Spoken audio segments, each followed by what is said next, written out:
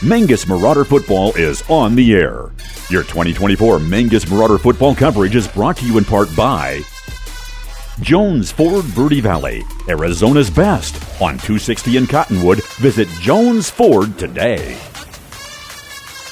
Jennifer Griffin State Farm Insurance. Like a good neighbor, State Farm is there. Taylor Waste, the best local option for service tailored to your needs. Yavapai College, serving students with opportunities and resources at 6 campuses across Yavapai County. Reese's Tire and Automotive Tire Pros, more miles for your money. Tiffany's Construction Value, engineering on every project.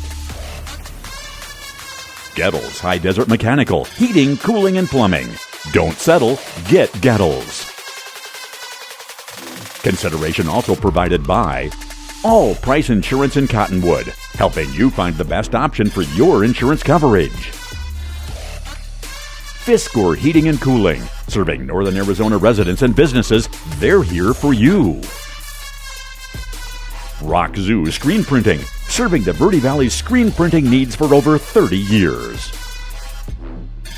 Larry Green Chevrolet. Visit them on Rodeo Drive in Cottonwood or shop completely online at LarryGreenChevrolet.com.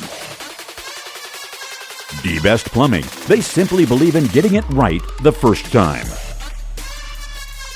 Sun Country Custom Woodworks, serving Arizona for over 10 years. Longfellow Excavating. We dig your ideas. Call them at 928-300-3792. And now, broadcasting for your 2024 Mingus Marauders, your play-by-play announcers, Nick Yatsenko and Jackie Bessler. And welcome, ladies and gentlemen, Mingus Marauder Football on the air here, and we are at Estrella Foothills, which is you get off of I-10 on Dysart Road, and then you go south, and then you go south, and then you go a little bit east, and then a little bit west, and then south, and then we are down at the edge where we're literally at the foothills, and if you look around, believe it or not, there is no development behind the high school at all. Nick, this is absolutely fantastic. Just mountains. I know. Thankfully, they're there, so we're getting a little bit of shade coming in. I know. Because it's supposed to be about 104 degrees for kickoff, Jackie, so this is tough territory for Marauders. Quite a bit different from game time temperatures last week. No doubts whatsoever. Last week, I think Mingus was starting with Mesquite at about 86 degrees at game time, right? Yeah, it's super crucial that you stay hydrated. I mean, I'm sure Coach Midkiff has had these guys hydrated for the last couple hours because I've been sweating tremendously just getting up here into the box. So they're down there warming up, so I can only imagine how they're feeling right now. Well, yeah, but they're also a few years younger than us, too. Right. No, that is absolutely true. Okay, so we are game 2 as the Mingus Marauders enter today's game 0-1, a thriller at the Cave at Mingus Union High School, 21-20, a loss to Mesquite. However, at the same time, you got Estrella Foothills that a big win over Yunker by a score of 40-13, and that was quite an impressive win out of the bank.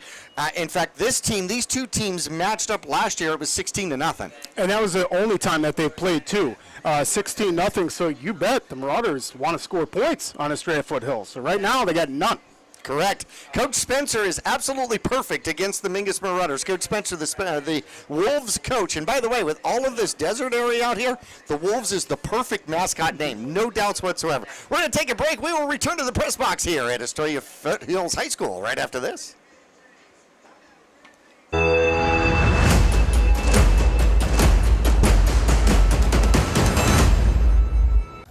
All Price Insurance on Main Street in Cottonwood is your local insurance provider for personal and commercial insurance. Call and compare over 150 different insurance companies for home, auto, commercial, RV, motorcycle, boat, or ATV. Specialty insurance and insurance bonds are no problem at All Price Insurance in Cottonwood.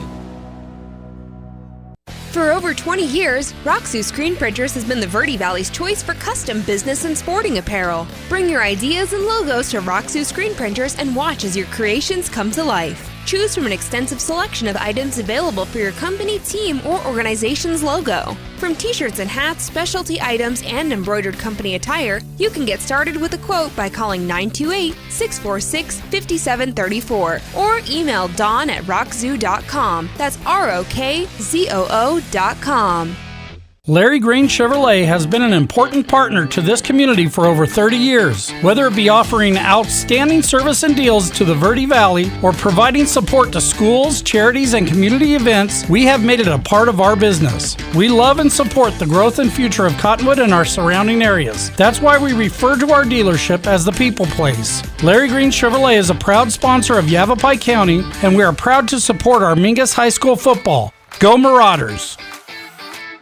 Call Rick or Scott Stokes at Sun Country Custom Woodworks about cabinets for every purpose and every budget. Sun Country Custom Woodworks can custom build cabinets for your dream kitchen or bath, adding tremendous value to your home. Organize the garage and store stuff right with a call to Sun Country. And ask about money-saving options, including modular cabinet choices. You know, your cabinets may not be from this century. For ideas, start at suncountrywoodworks.com.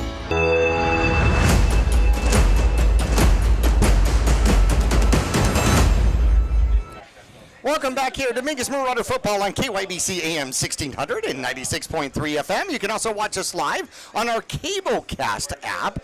We are on YouTube tonight and Facebook Live. So the best way to get to the game here today is probably to go to VerdeValleyTV.com, VerdeValleyTV.com, and then you've got a couple of different options to watch Mingus football here tonight. Looking at Mingus's opponents, Mosquito beat Mingus 21-20 last week. They host 1-0 Micah Mountain here tonight. Estrella Foothills hosts Mingus. They beat Yunker 40-13 last week. Blue Ridge is already 2-0. They start a week early in 3A. They have wins over Monument Valley and St. John's tonight. They will host 0-2 Window Rock.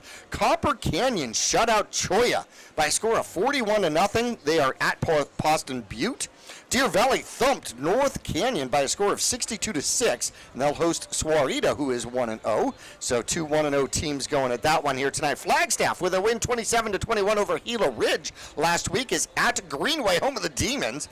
Bradshaw went up the hill to Snowflake, and at halftime they were down 21-0. They ended up losing 47-27 at Snowflake, and now it gets no easier. They're at Canyon del Oro, who lost to Eastmark by 12-3. We're talking top 4 teams right there. Coconino loses to Vista Grande 12-7, and Coco led at halftime 7-0. They're looking to rebound at Payson here tonight. And taking a look at the schedule here for Estrella Foothills, they've got the Copper Canyon division, and that's something they won last year. Yeah, that's right, Jackie. That's an amazing statistic for these guys. They didn't make playoffs, so they're a little bit sour about that, even though they won their region. So these guys started out the season against Yonker. Like you mentioned before, they won big 40-13. Last year they lost that game against Yonker. So they got a lot of returners coming back. Obviously tonight we play Estrella Foothills, and then they are at Arizona College Prep, who is in the preseason ranked number 8. So that's a playoff quality team. Buckeye, the week after that, they play them home. Another good team in Buckeye. And then Seton Catholic, who kind of fell down the way a little bit. And then they get into region play. And that's where they were really strong last season. They're going to play at Maryville, then against Alhambra, at Washington, Copper Canyon, and at Deer Valley. And you bet, Jackie, that these guys are going to be looking to repeat as Copper Sky champs. No doubts about it. So last week against the Yunker squad, you got quarterback Ray, who was 8 for 10, 134 yards and a touchdown, a QB rating of 154.2, which is fantastic. They also put 367 yards on the ground against Yunker with 3 100-yard backs, with Ray being one of them, Romo, as well as Hone being the last back with 100 yards. They had their leading receiver was Bailey, who had 4 receptions for 71 yards and a touchdown during that one. So dominated across the board, ended up with 1 takeaway in the game altogether, and there was it was dominating. So I was talking to Coach Spencer. He basically said that Yunker was very big in the trenches. They had some huge kids in the trenches. However, they were just able to get the momentum going and just took control of the game early. That's just really impressive, and we know that there's a lot of juniors that are coming back to play for this Estrella Foothills team, so that's going to be quite a test. Well, the Mingus game against Mesquite, boy, we had 14 yards of offense in the first half, and then all of a sudden in the third quarter, Mingus came alive. That was a tale of two halves. I know. And it was that the blood pressure medication was much needed on the very first night, opening game, because you're right, we came out flat-footed that first half, and then second half looked like a whole different team and came out and had a lot of momentum there. Mesquite did a good job, though. I mean, they were able to squeak by us. With just Dave Ramirez, a quarterback rating of just 45. So, Jackie, not much, 140 yards through the air. They were able to get 163 yards on the ground, so they were able to get some offense generated against us. And Mingus, it was mostly all second half stats, but Marauders were able to put just about 100 yards rushing on the ground and then 132 yards passing. So, and that was all second half, that passing. That's where Raines just felt more comfortable, and we saw him starting to throw some really good balls. Mingus had turned the ball over 3 times. Mesquite turned it over twice in interceptions. Mingus 2 fumbles and an interception during the course of the game. Mesquite had a crucial safety in the game. That's right. There was a couple of missed extra points on both sides, and the ball kind of went back and forth, but Mingus sure made a game out of it when it didn't look like it was going to start that way, as Mesquite scored on their first drive and then scored with 10 seconds left to go in the second quarter. So Mingus definitely a comeback. We're going to take a break, and when we come back, we're going to talk about here tonight's game and a little bit about last year's game and some of those stats as well when we come back to Estrella Foothills High School, home of the Wolves, after this.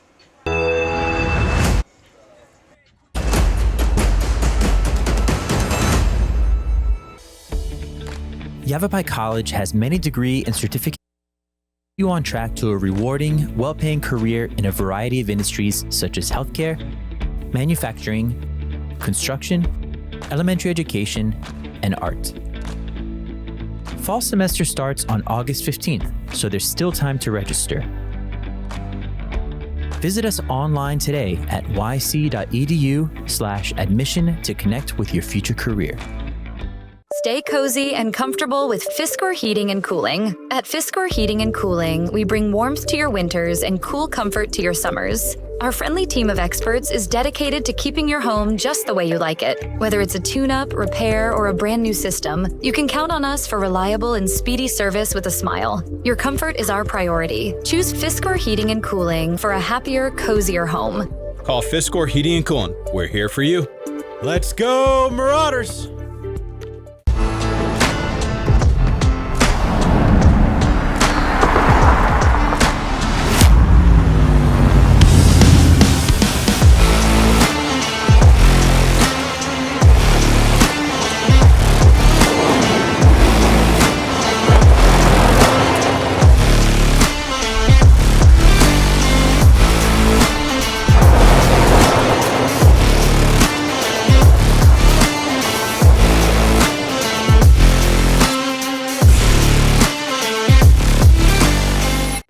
When you're looking for a plumber, no matter the job, call D-Best Plumbing.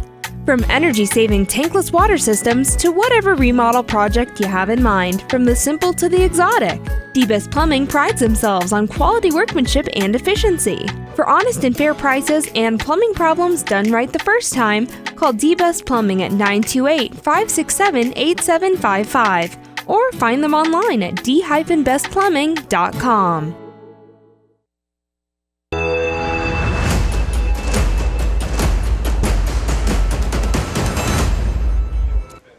Back here at Estrella Foothills, home of the Wolves, the Mingus Marauders matchup, the only matchup between these two teams last year, and the Mingus Marauders losing 16-0.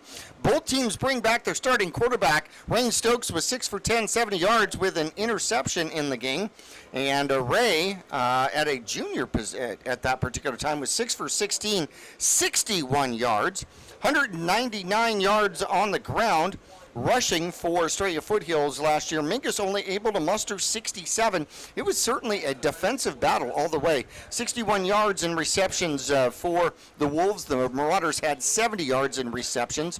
No turnovers by the Estrella Foothills squad. Mingus had 3 turnovers in that game, which really did make all of the difference. Not only that, but they sacked Mingus 6 times, and Mingus was able to come up with 3 sacks last year. So Mingus looking to improve upon that. Yeah, and I mean, what a chance we had last year. And this was against the Australia Foothills team that went on to win Copper Sky.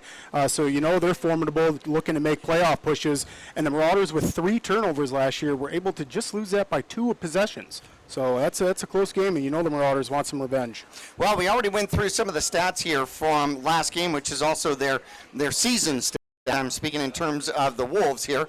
Once again, throwing the ball, they've got 134 yards on the ground, or in the air rather, 367 yards on the ground. But one of the most important things between this is the two-way play of quarterback Ray.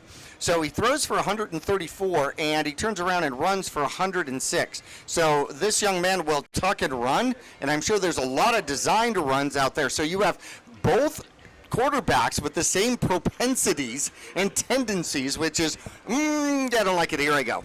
Yeah, and you're gonna have to have a QB spy for sure. One of your linebackers, or leave one guy off the line of scrimmage, because that's a weapon. I know. Now, Mingus, last week against Mesquite, once again had 14 yards of offense before halftime, or in the first half, but really turned it around in the second half. Thank goodness for second half adjustments. Honestly, coming out of halftime last week, that was just amazing. We saw Rain Stokes end up getting 132 yards through the air. He ended up with just about an 80 quarterback rating, so not terrible. And I mean, such a close game. You know the Marauders were hungry all week.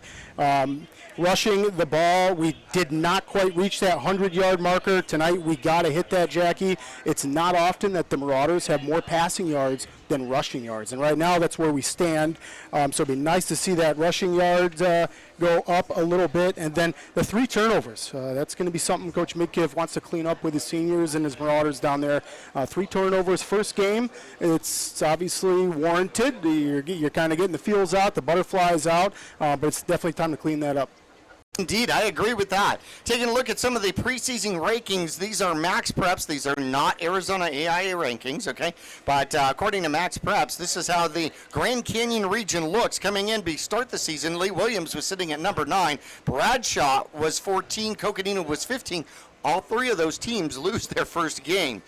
Prescott was 18. They won their first game. Estrella Foothills started the season at number 21. The Mingus Marauders walked into the season sitting at number 36. And Flagstaff to round out the Grand Canyon region sitting at 42, who, by the way, won their first game over Gila Ridge as well. So the Mingus Marauders, or at least the Grand Canyon region, ends up 2-4 in the first week, but almost, in fact, all of the Mingus Marauders out of conference, out of division rivals did win their first game, which is quite interesting. We're going to take a break. When we come back, we're going to look at some of our sponsors, our starting lineups here, as we are about 10 minutes from kickoff here at Estrella Foothills High School, home of the Wolves. We'll be back after this.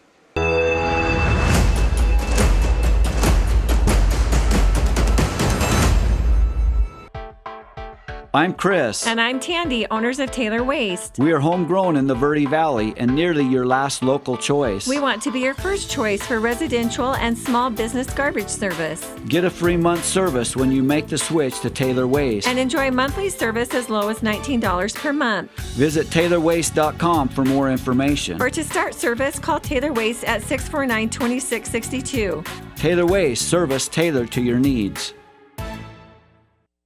Call Rick or Scott Stokes at Sun Country Custom Woodworks about cabinets for every purpose and every budget. Sun Country Custom Woodworks can custom build cabinets for your dream kitchen or bath, adding tremendous value to your home.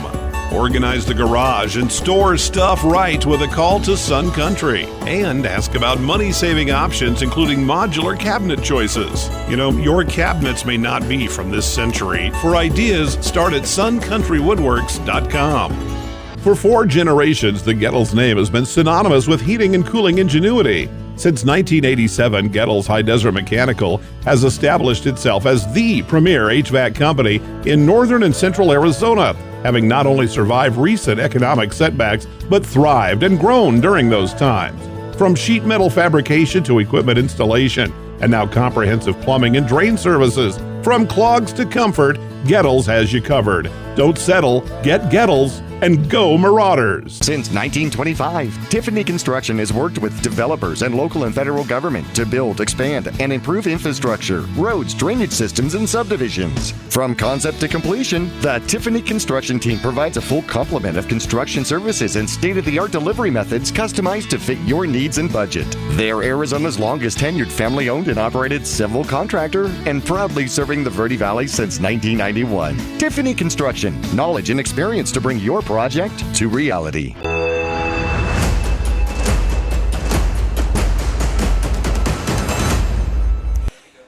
Back here at Estrella Foothills, the Mingus Marauders and Wolves getting ready to do battle out here. We are about 8 minutes away from game time here. Want to thank all of our sponsors. Our scoreboard sponsor here, Jones Ford.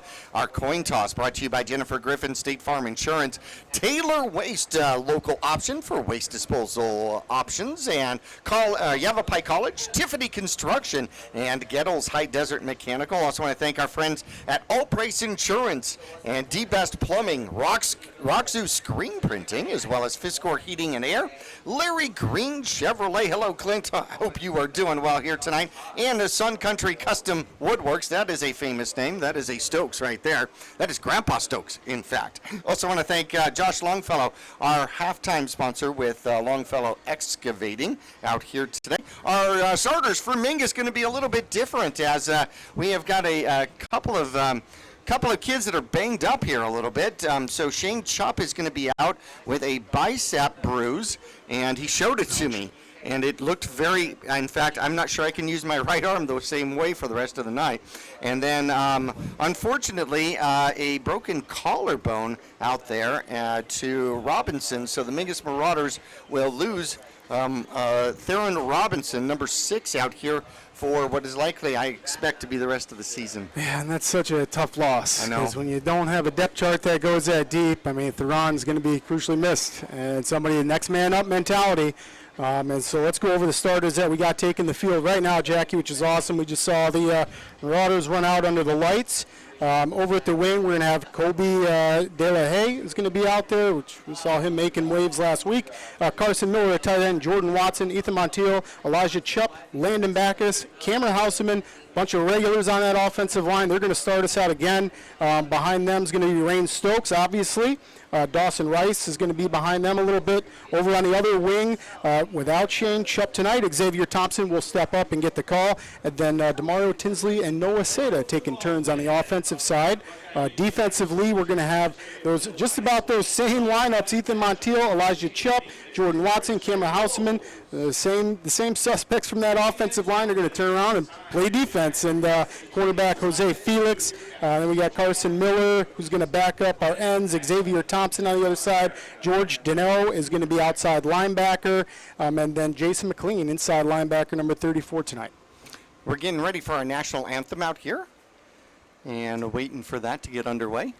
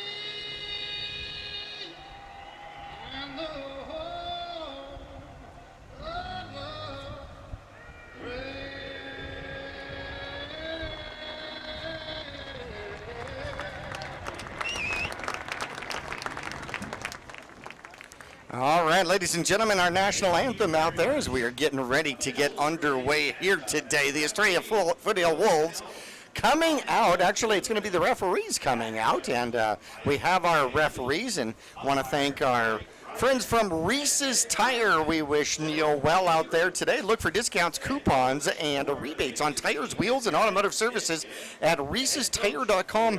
Locally owned Reese's Tire and Automotive Tire Pros will not be beat. Ask about 6-month and 12-month no-interest financing options and even no credit financing options. Go to Reese'sTire.com, and they are our Eye on the Game sponsor, which includes our referees out here tonight. And our referee is going to be Luis Panone, Lou Panone, Mike Steele, Mike Ryan, and our head linesman, Joe Abrams. Excellent. So we want to thank all of those that umpire and referee, because without them and without their dedication, we don't get to play these sports. That's right. And and I really want everybody to give these men and women that do these jobs extra credit. Really, they do. They need extra credit for all they do so that we can come out and play our sport. And they call the game. Yes, they call the game. And you know what? The truth is they get 95% of them right. They really do. And they don't have any videos to go back on. Can't use anything like that for high school football. So it's all done by eye. Exactly. So, catch them a break here just a little bit. Yep. And I think they do an absolutely fantastic job out there. As we get pretty close, I want to talk about some of the starters out here for Estrella Foothills. Of course, we've got the returning quarterback out here is going to be Ray. Wide receiver his primary target is going to be Bailey out there. Running back in the backfield is going to be A.J. Horn, who will start. So the tight end will be Tanner Covington. On the line, offensively, it's going to be Medina as well as Coleman, Shalou, and Carpenter and Ludeman will be the offensive line here for the home squad here. Still haven't seen the Wolves come out, and they have not come out to the field yet. Yeah, they're taking their time in there, waiting out the heat. Jackie, they must be waiting out the heat. Obviously, when you're down here in Phoenix, we're looking at over 100, close to 110 today, and Estrella Foothills came out and was doing their warm-ups with no pads on. You can't blame them for that. No. You see Medina there, number 50, right at the beginning. And I've got to imagine if it's 103 outside, it is probably 115 in that little cave. Yeah, you're not kidding, Jackie. That's a lot of body heat in there right now. No doubts, and maybe some excitement to go along with it out there. What do you think the keys to the game are here today? Boy, don't come out flat-footed, right? Last week, if the Marauders could have came out with a little bit of fire in their game, that could have been an entirely different game where you win by a couple scores. And instead, the Marauders came out a little bit flat-footed, start the season. So both teams have that excuse to use. But tonight, come out, let's get really fast, strong off the ball. We saw the Marauders that second half, all business. Went down and scored on the first time they got the ball on their first possession. Again, that's the second half. So if we can do that tonight and start out strong, that'd be a big key to the game. No time on the clock, and that means that we've got to imagine that the Wolves will come out here in just a second. We do have a last-minute change defensively, so Elijah Chupp will give way to Landon Backus. So Backus is going to get the start at the defensive tackle position to give Chupp just a little extra time on his legs out there, as out come the Wolves in the powder blue and the black. The Mingus in the away white. They got off the bus all wearing black, and I was thinking, oh gosh, do not wear the black uniforms out here today. Oh goodness, no, the all white's a smart choice. Keep the sun away as much as you can. So we're going to get real close to our coin toss, and we want to thank our coin toss sponsor, which is Jennifer Griffin. And she, of course, is State Farm. You recognize her name out there. State Farm Insurance office of Jennifer Griffin is pleased to be a part of the Mingus Marauder broadcast and has been so for years. And she's been in the same location for over 40 years. How about that? Stop by and see Jennifer for all your insurance needs. That's at 547 South Main Street in Cottonwood. That's directly across from Walgreens. You can stop in or you can call 928-634. 76-80. And thank you, Jennifer, and all of our sponsors to help make this happen.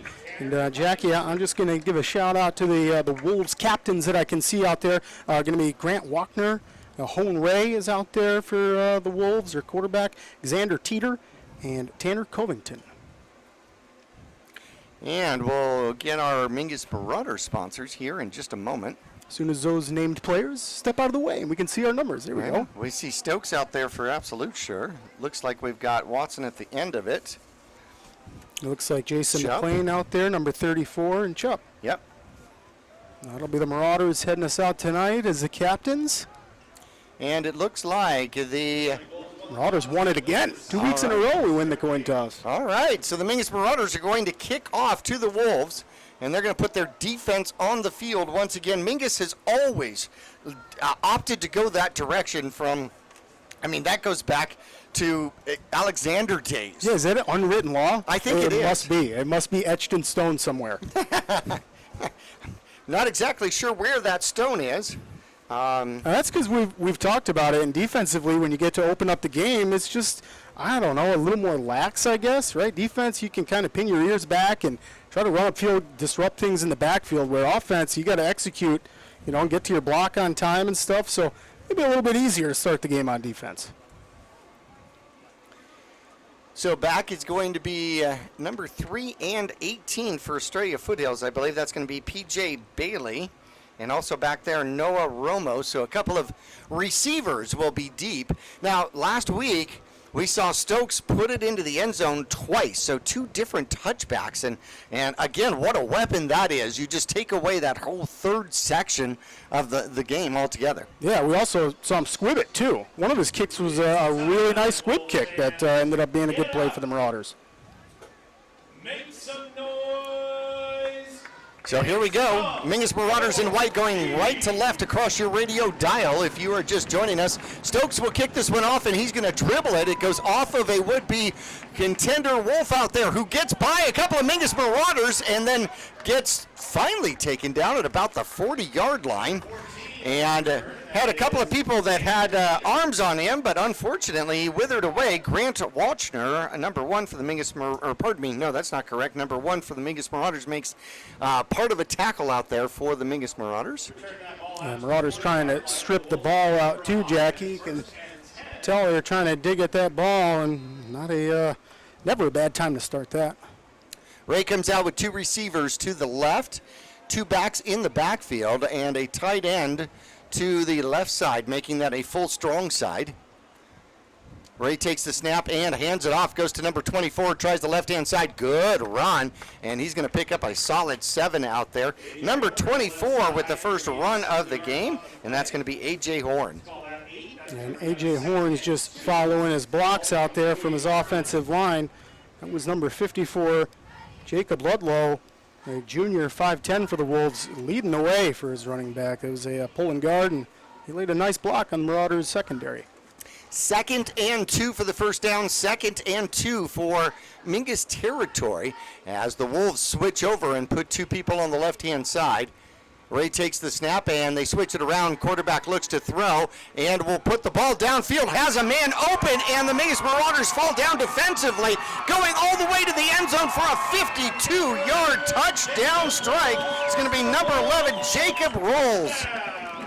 Wow, Rolls is looking to get on a roll early here. That's, boy, Jackie, what a great way to start for the Wolves. I mean, one play and you're in. You got the kickoff, and the Marauders tried to strip that during the kickoff return, and the Wolves drop back and show that the passing game is going to be here all night. So Ray just found that open spot here as one defensive player came up to kind of spy the quarterback, and he left his man. The safety came up underneath and then lost his footing. There's the snap, good snap. The hold is up, the kick is up, and the kick is good. A quick 7-0 lead here by the home squad with the Wolves. Mingus down early. Mingus is going to get the ball back when we return to Estrella Foothills High School after this.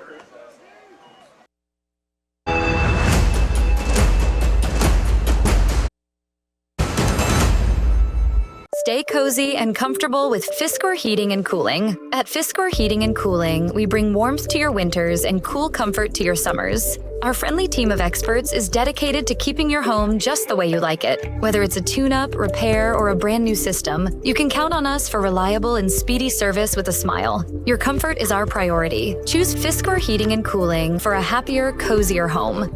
Call Fiskor Heating and Cooling. We're here for you. Let's go, Marauders! Back here, we've got 1 minute and 1 second into the game, and it is already 7-0. A little push kick comes down and takes a gigantic bounce, bounces around, and Mingus is then going to have to just lay on it out there. Covering it for the Mingus Marauders is going to be Xavier Thompson, and Mingus will take over at their own 23-yard line. That took such a weird hop in the air. It did. And Xavier is kind of lucky that he just jumped on top of it, hit Xavier, and I think hit another Marauder too, Jackie. So a smart play there by Xavier, just jumping on it. And here we go, Marauders offense already got a small hole to dig out of. So see if the Marauders can get this going on their first offensive series. So Mingus will come out, Rain Stokes at the reins in the backfield. I see what you did there. Yeah, I know, huh? Clever. They're going to go to a spread here. Rice will stand in the backfield with Stokes. 2 receivers near side, 2 receivers top side for the Mingus Marauders. Stokes will take the snap and look to run. Comes to the near side. Ooh, and that gets bunched up. Picks up a yard or so as he was trying to follow his block, and his block got stood up. So the ball comes across the 25-yard line to the 26-yard line, a gain of 2. And it seemed like there was a gap in space that opened up for Rains, but I just don't know that he saw it in time, Jackie. And by the time he cut back to try to find a lane, like you said, the Wolves were all over him. Mingus comes back out in their white, 2 receivers to the top now, 2 backs in the backfield. Stokes will take it and hand off. It goes to Rice. Rice will get back to the line of scrimmage, and that is about it. Tries the middle, and not much room there.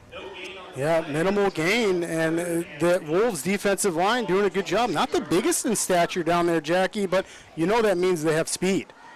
So they're doing a good job of closing the gaps really quickly. The Marauders find themselves a third and pretty lengthy here. Chubb comes out at the center position, lines up the rest of his team. Stokes out of shotgun, claps his hand, takes the snap, looks to throw, throws, has a man on the right-hand side. It's going to be the tight end who picks up a first down and then some. Give him about 11 out there. And catching the ball with the run is going to be Carson Miller, number 20. Yeah, and just an outstanding job and setup by Xavier Thompson on that edge. Without Xavier's block, that's for sure not going to be a first down. So good job, young man. Way to get upfield, get on your block, and allow your wide receiver to catch that and get to the first down marker. So Mingus moves the chains and then comes back out here, back into 2 backs in the backfield. They will hand it off. Thompson finds the outside and bounces his way for decent yardage. Was he still on his feet? Holy cow. Finally, the pile goes down as he gets across the 40 to about the 43, maybe a gain of 5 or 6. Yeah, and that was a tough one to see because it was all the way on the far side, but it looked like maybe the ball had come out really late on that play, and that's why we didn't see the play blown dead. But obviously, no harm, no foul. The Marauders were able to either fall on it or I was seeing something. I would appreciate it if you'd not talk about that. 2nd and 4, Stokes throws to the near side. De La Haye catches it and dives forward to about the 45-yard line, a gain of 2. Definitely third and manageable out there at Mingus' own 45-yard line. Yeah, and De La Haye was just an arm's length away from being able to break that one. And you can see Coach Latham on that far sidelines. If you're able to see your screen there, he's giving that Florida Gator play call, which we've talked about, the Gator chomp. Yes, that means get a first down. Yeah, the Marauders are ready to do that. 2 receivers near side, 2 receivers top side, 1 back in the backfield here with Stokes. 3rd and 2. Man in motion. There's the pitch. Going to the outside, looking for blocks. Gets up and puts his head down. Gets the first down and picks up 4D to 2 out there. And that's going to be number 1 on the run. Yeah, it's just a good job by the Marauders moving the change. That's a Boy, that's the bread and butter right there, Jackie. That's what we're going to need if we're going to want to put drives together and get in the end zone. The Marauders right now showing some good possession and able to, get at least a few yards each play here, which is boding well. So, Mingus Marauders, I got to find out who is number 1 out here today, but he picks up 4 yards in the first down, 2 first downs in a row. Stokes gets in trouble, steps back. Now he's surrounded, somehow gets out, gets spun around, and then taken down. As he tries so hard to avoid the sack, it takes just about every Wolf out there, but the pack surrounds him and takes him down for a sack of about 6 yards. And there's only so many tackles Rain's going to be able to get out of, and Jackie, looks like Rain's lost his helmet again, so he's going to leave the play. And we saw this quite a few times last season. We saw it last week. And sometimes that puts us in a really tough spot here. So I imagine we'll see Dawson come in and take his spot for a play. Dawson Rice is the backup quarterback, so yes, indeed. 2 receivers to the near side, 1 to the top side, 2 backs in the backfield. And Rice will take the snap, low snap, picks it up, and then immediately gets hit and taken back for another sack. It's going to be a loss of another 3 out there. Oof, yeah, and the Wolves just putting some defensive highlights on the board already, Jackie. It was nowhere for Dawson to do anything with that ball. At least 3 or 4 Wolves in the backfield, it seemed like as soon as he got the snap. So 3rd and 19 now as we flip to page 37 of the playbook. Yeah, exactly. This is going to be a tricky one. 3rd and long, and boy, you got a drive going right now. So you got to put something together. So you got Miller on the top side. On the outside, you got Seda on the near side up on the line. As Thompson's going to switch sides, and going the other side as well is going to be De La Haye. Stokes steps back, takes the snap. He finds himself in trouble, and we'll get sacked again.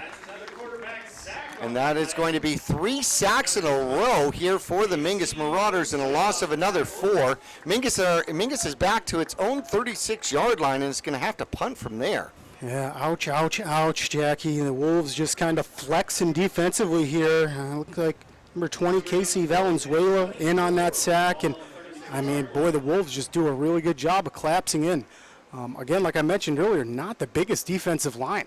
You're looking at them, it looks like we definitely have them in stature, but the Wolves are just sniffing us out right now. Mingus is set to go for this on 4th down, although Stokes is your punter. And there is the snap, and he steps back, and he will boot it. He kicks it out of bounds as somebody out of bounds tries to catch it on the Mingus side. There's going to be no return, but the ball is going to be spotted at the 37-yard line. And so not a bad kick out there. Tried to kick it away. In fact, the Wolves put 2 men back, and so Stokes tried to make sure that there was no return whatsoever. Yeah, Robertson, by the way, who is out, was also the long snapper for the Mingus Marauders. So Backus has taken over those duties, if I understand that correctly. So Mingus got a couple of first downs and then 3 sacks in a row. That will kill about any drive. That's right. And here come the Wolves. You got Ray over center now, takes the snap and is going to pitch to the near side. Mingus trying to contain it, gets to the outside, cuts up underneath, and gets to the 50-yard line into Mingus Marauder territory and a little bit further. That is going to be a significant gain of 15 out there. Yeah, it looks like A.J. Horn on the carry, and just a great running back play right there, Jackie. Horn definitely got contacted right at about the line of scrimmage, but he's not going to go down by an arm tackle, and he's able to break into that secondary with a nice juke. 2 receivers to the top. I formation now for the Wolves. Ray under center, takes the snap, hands it to the first back. He finds a hole up underneath, runs through a Mingus Marauder, picks up good yardage of about 7. Yeah, Jack Lopez just lowers his shoulder, and McLean with an absolute great tackle. Jason McLean playing inside linebacker for the Marauders just kind of barrels down in his legs and makes the play because it's a really nice job by Lopez. If he could have broken through McLean's tackle, he'd have been gone. 2nd and a manageable 3 at the Mingus Marauder 41-yard line. 3:34 left to go first quarter. Mingus down 7-0. The Wolves with the ball and the lead. Two receivers to the near side. It's stacked. They come to the short side, cutting it back up the middle and scampering away. A first down to the 25-yard line for the Wolves. Yeah, another nice carry. Nice job by the Wolves offensive line to open up a big space. Horn get right upfield and absolutely lay a hit too. Jack, did you see that hit at the end of that play? He laid Remington. That's scary. That's a running back who's looking to hit too. 1st and 10 from the 25-yard line. Coach Spencer, his second year here at Estrella Foothills, and quarterback will throw. It's going to be a quick little screen pass. Mingus had it covered, and then out of bounds, and could have had a flag there for an extra throw out of bounds, but they didn't. And agree, Jackie. Wyatt Montebias Islis out there. Just be a little bit careful. But I think he was just in the process of wrapping his man up, and he fell down out of bounds. So no flag, no harm, no foul. They give him 10 yards on it. How about that? Or do they? Yeah, they do.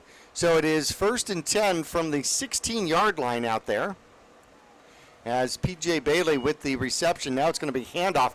Going the opposite way. Good blocking out there. Heading toward the end zone and literally muscling his way into the end zone from 16 yards out is going to be A.J. Horn. Wow, just another nice setup by this Wolves offensive line. On that play there, Jackie, I saw Jace Coleman, the junior offensive lineman for the Wolves, absolutely get a fantastic block on Ethan Montiel there for our Marauders. And boy, a block like that on the edge, and then the Wolves are able to find the end zone again. This offense is buzzing right now. Second extra point attempt out here with 2:44 left to go in quarter one. And there's the snap. It is a good hold. The kick is up. The kick looks good. The kick is good. And that's going to make it 14-0 out here as the Mingus Marauders will get the ball back here when we return after this.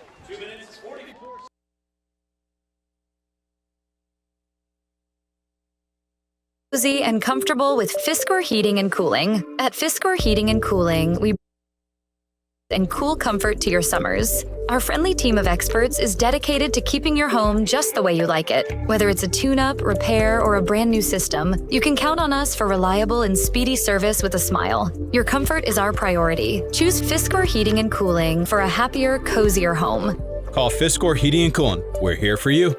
Let's go, Marauders! Well, the Wolves jump out to a 14-0 lead here in quarter number one over the Mingus Marauders.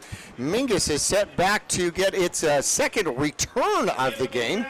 See if Mingus has an opportunity to actually return this one. Last one was squibbed down the middle of the field. And we will see if they're going to do that again. Alvarez, the kicker, also the PAT kicker, and he's going to boot this one. It's going to land right at about the 15-yard line, picked up by the Mingus Marauders. And De La Haye trying to find some daylight and will get literally ankle tackled. And so he had a wolf biting into one of his ankles out there, couldn't get the shoe back, and will get tackled there at the 24-yard line. Yep, that's going to leave the Marauders a long field offensively to get some momentum going here. So a lot of opportunity for the Marauders to get a drive going like they started to the last series. And you know, they our offensive and defensive linemen, Jackie, we talked about this in pregame, are going both ways. So these guys got to get to the sidelines and get hydrated. Again, it's hot. I imagine it dropped to about 101, 102 right now. Ooh. Almost. It's still way too hot. I say that as I wipe the sweat. Right, no doubt. Mingus Marauders, two receivers to the both side. A quick throw out there, and it goes to a Mingus Marauder. It's going to be Miller. Miller met, and then will spin his way forward for about 3 yards. Yeah, then a few Wolves on the tackle out there, Jackie. We've seen the Wolves already show how good they're going to be offensively and defensively.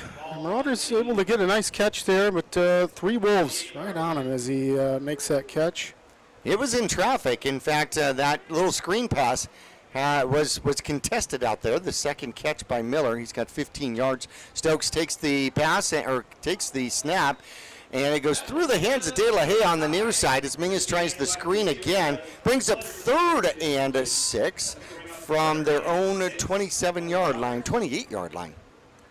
Yeah, how about it? It's kind of like new age Marauders here, Jackie. We've seen a lot of passing attack from the Marauders, and I'm a fan. You know, Rain Stokes has got to build that confidence in the pocket, and if you want to put some big numbers up offensively, you obviously have to have a successful passing game, but Marauders trying to find their groove right now.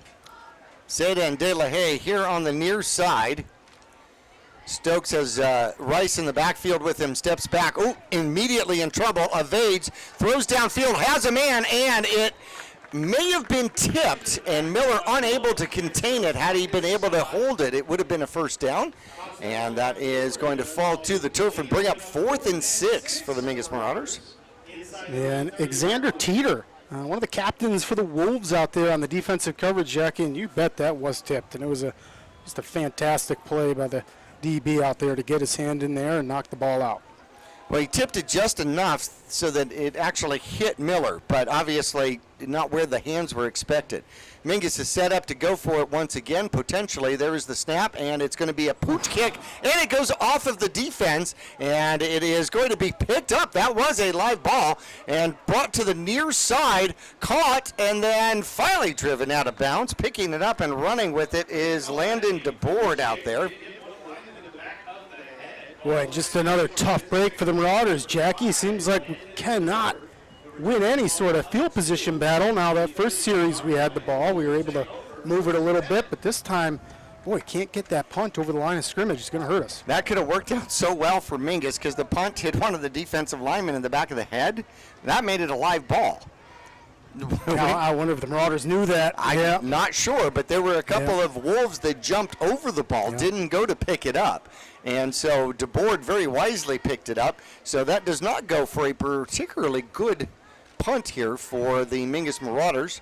And setting back is going to be Ray. Ray will pass it to the outside and weaving his way through the Mingus Marauder defense and all the way to the end zone. One quick pass and 33 yards and a touchdown out there with a little screen to the far side. Wow, P.J. Bailey. Weaving his way through the Mingus Marauder defense and all the way to the end zone. One quick pass and 33 yards and a touchdown out there with a little screen to the far side. Job. I mean, that's just an electric offensive play, and boy, these guys have some real good offensive chemistry and momentum going right now. 33 yards and a touchdown and 3 scores here in the first quarter. 1:19 left to go. And taking his time out there is DeBoard, as he's going to be the holder for Alvarez. The third PAT attempt here. There's the snap. Good snap. Decent hold. Kick is up. Looks good. It is good. 21-0.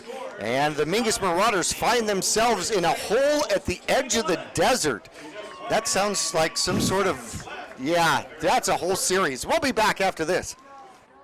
All Price Insurance on Wood is your local insurance provider for personal and commercial insurance. Call and compare over 150 different insurance companies for home, auto, commercial, RV, motorcycle, boat, or ATV. Specialty insurance and insurance bonds are no problem at All Price Insurance in Cottonwood. Back here for the kickoff. The Wolves will kick it off once again. As we are ready, Mingus looking for their third possession. This one is up and caught right at the sideline, and Thompson steps out of bounds trying to receive it. So he'll control it, and Mingus will get 1st and 10 at their own 32-yard line. Yep, another long field to go for the offense, Jackie. So I'd imagine we're going to see the Marauders huddle up here and try to talk about execution and make something of it. Being down 21-0 already, you're in a hole. So offensively, you've absolutely got to get something working here. Ball is at the near hash mark. Still first quarter, 1:18 left to go. Mingus with the ball at their 32-yard line. If you're just joining us, 21-0. The Wolves have scored on every possession here so far. Mingus puts 2 men in the backfield, 2 receivers at the top. There is the snap. They do hand it off, and we have the first penalty of the game.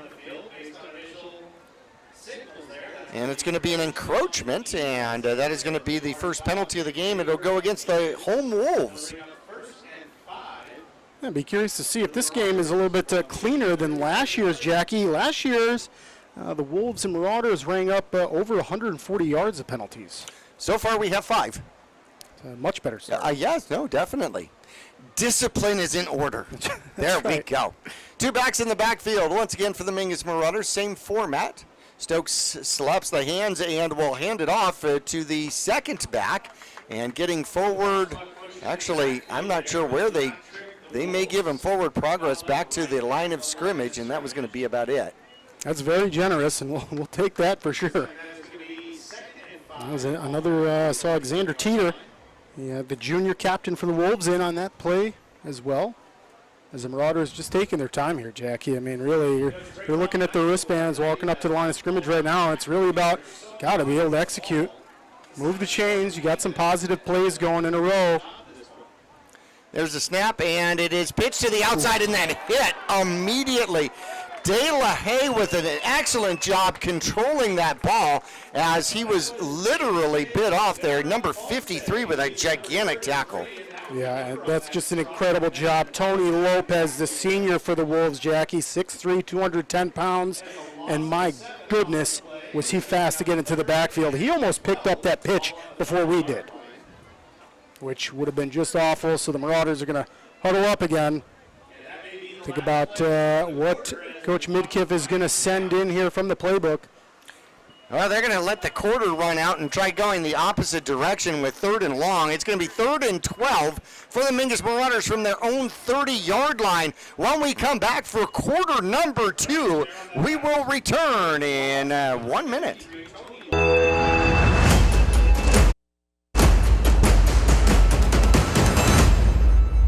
Stay cozy and comfortable with Fiskor Heating and Cooling. At Fiskor Heating and Cooling, we bring warmth to your winters and cool comfort to your summers. Our friendly team of experts is dedicated to keeping your home just the way you like it. Whether it's a tune-up, repair, or a brand new system, you can count on us for reliable and speedy service with a smile. Your comfort is our priority. Choose Fiskor Heating and Cooling for a happier, cozier home. Call Fiskor Heating and Cooling. We're here for you.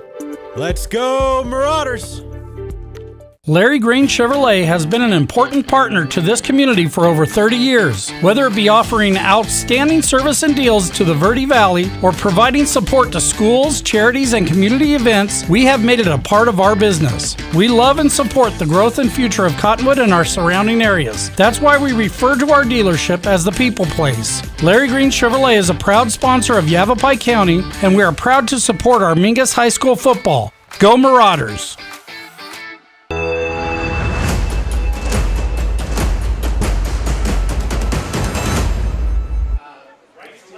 All right, Mingus will, in their white uniforms, now go left to right across your radio dial as the Wolves switch defensive ends.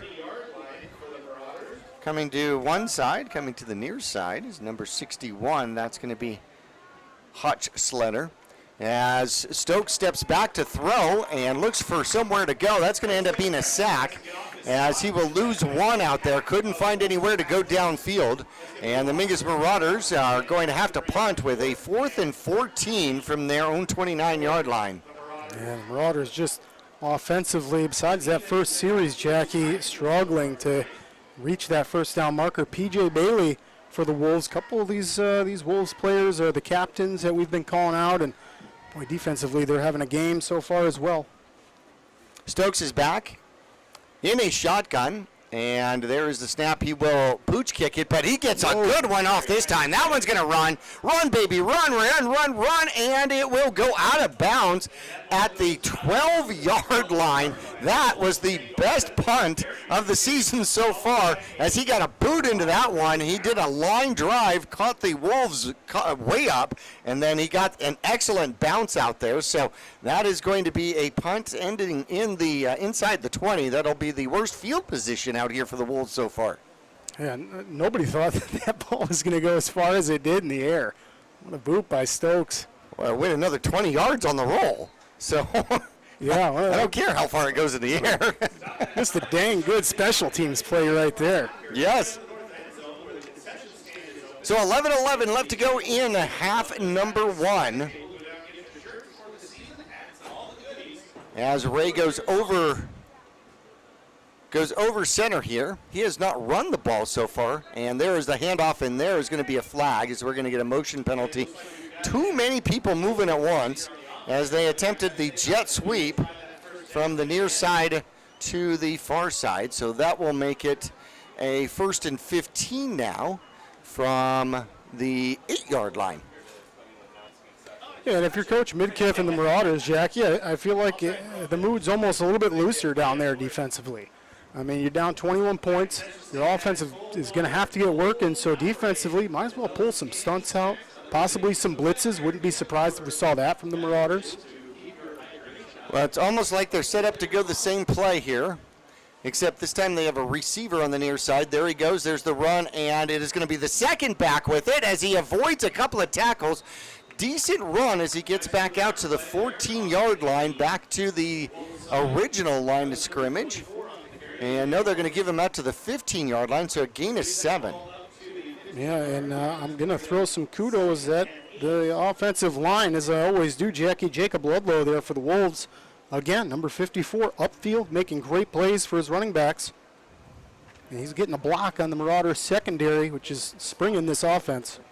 Quarterback under center, one back behind him, tighter formation, one receiver either way, man in motion. There is the snap. They give it to the second back, comes in through the middle and runs through a Mingus Marauder, gets to the 20, and it's going to bring up a 3rd and manageable, maybe 3rd and 2, but a 3rd down try out here.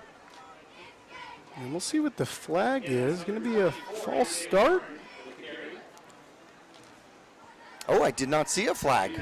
It came out after the play started, Jackie, so usually that's not going to be a false start, but it looks like they're kind of talking it over, actually. Maybe illegal motion. But nonetheless, it's going to benefit the Marauders greatly here. So 2nd and 13 approximately out there. Ball sitting at the 9-yard line. 10:22 left to go in the second quarter. The men in powder blue out here, Estrella Foothill, the Wolves. They pack the far side of the field with 3 receivers, 1 back in the backfield. Now they bring them back in and bunch them. Ray over center. Takes the snap, and then we get another blown whistle. Well, this is a series that just doesn't want to get started here, really. There's a song that says that, yes. Do we have an illegal motion penalty here? Oh, an equipment timeout. There we go. So, yes, 1 lineman goes out, and 1 lineman comes in. It looks like number 75 comes in out here, which is going to be Colton Rowe. Pardon me. So 2nd and 15 again. The Wolves in a huddle, sitting at their own 9-yard line. And they'll be happy just to eat this clock. 9:40 left to go in half number 1. Out of shotgun as the quarterback hands it off. It's going to be a sweep to the far side, trying to find some room, and the penalty flag will go down right with the tackle at the original line of scrimmage at about the 14 or 13-yard line. And interesting, the timing of that flag is probably going to be either a holding or a face mask. So let's see who they're going to find here. Okay, they have picked up the flag and have, they have waved it off. So we'll redo that one. Yes, there's been a lot of plays to this one that hasn't counted. That's right. This is a series that does not seem to start. Far hash mark out there. 1 back in the backfield plus a wing. Quarterback under center takes the snap and fakes the handoff. Comes to the near side, puts the ball up, puts it out, and it is just out of the reach of his receiver. Intended out there for number 3, P.J. Bailey. And he was open had he been able to drop that one in. And that's going to bring up a 4th and 10 deep in their own territory. And Mingus may have a stop here. Yeah, that's just going to be a huge momentum swing for the Marauders, Jackie. They're going to have to take that and apply that to the offense here. But, boy, Hone Ray, did you see that ball he just threw on off his off foot there? Oh, yeah. Just scrambling to the sidelines. What a ball. So the punter is back at the goal line. Remington Stokes is sitting at his 40, 41. No, actually, well, the 41 of the Wolves, and he drops the ball and then picks it up and punts it, and it's partially blocked, and it will go out of bounds at about the 39, 38, 37-yard line, says the line judge, and Mingus will have 1st and 10 inside of Wolves territory out there. Yeah, just fantastic starting position for the Marauders. Offensively, you cannot ask for better field position to start your drive. You could start at the 1. Oh, goodness, you can. You can, but that almost makes it too easy. Oh, I don't know. It's deceiving right there. But no, the Marauders going to have a much shorter field to try to get some momentum going here. Near hash 38-yard line becomes the line of scrimmage for the Mingus Marauders. 2 backs in the backfield, 2 receivers to the top, and the quarterback will throw to the near side, and immediately surrounded is Rice, but Rice keeps his legs going and gets all the way down to the 31-yard line. What an incredible effort from that young man. Yeah, it was just an outstanding play from a wide receiver. Just jumps up, the ball's a little bit high, he grabs it, comes back down, he's got a couple Wolves coming right at him, and he's able to insert that Chris Berman, whoop, just a nice juke and get upfield and give the Marauders some positive yardage. Well, Stokes actually floated it over the defense out there, and Rice was moving when he got to it. 8 yards on it, 2nd and 2. There is the snap. Quarterback looks to run and will find a place to go, but the flag comes in right about where you would expect holding to be. If the run works, then Stokes picks up the 1st down. However, I have a feeling this one might be going backward against the Mingus Marauders. Yep, and he called it, Jackie. Looks like it's going to be a hold. There is a hold. First penalty against Mingus. It comes at a 10-yard variety. 2nd and 13 now. So it took a couple series, but the penalties are out and about now. 8:26 left to go in the first half. Mingus checks the wristbands. Comes to the conclusion of the play. You got Miller, the tight end, almost playing a receiver position out to the near side. 2 backs in the backfield. There's the snap, and the handoff goes to Rice. Rice trying to spin his way, and he will get gang tackled out there by the Wolves. He will pick up 3 yards back to the original line of scrimmage, maybe 4, and it's going to be 3rd and 9. And Rice does a nice job of finding where the offensive line gave him a hole, and then Will Hobbs for the Wolves, junior defensive back, just does a really nice job of stepping up and not letting Dawson get upfield any further. Down 21-0 here at this point. Is this 2-down territory for the Mingus Marauders? They are at the Wolves' 37-yard line. There's the snap. Stokes is back. Looks, will get contained. And did not see the Wolf to his right and gets hit, popped hard. He will lose about 4 yards, and that's going to bring up 4th and 13. And he also lost his helmet again too, Jackie. So he can't punt the ball. He cannot punt, so the Marauders are going to have to change it up here for the 4th down. And, boy, Jackie, you'd think the Marauders have got to get a grip on Rain Stokes' helmet there. Somebody should be looking at that. That is something that is continuously affecting the Marauders, and that goes back from last season. So Mingus may be going for this because they have to. Mingus lines up. They've got everything to the short side, and then looks like Rice drops it and then tries to kick it and then does kick it, and he gets the punt off, and it's going to roll down inside the 5 and get stopped by the Mingus Marauders at the 1-yard line. Oh my goodness gracious. So the snap, and Rice drops it, and then he runs to the left, and then he kicks it. I'm not even sure he kicked it with his kicking foot, and he did get the ball to roll, and it rolls down to the 1-yard line, and so far the kicking game has been the best weapon for the Mingus Marauders. Crazy to say that, and Jackie, it makes you wonder, is that even legal? I mean, what a crazy pooch kick from the Marauders, and I know that's something we've lined up and done before, but man, that just doesn't seem right, and it worked out beautifully for the Marauders as they were able to pin the ball at the 1-yard line.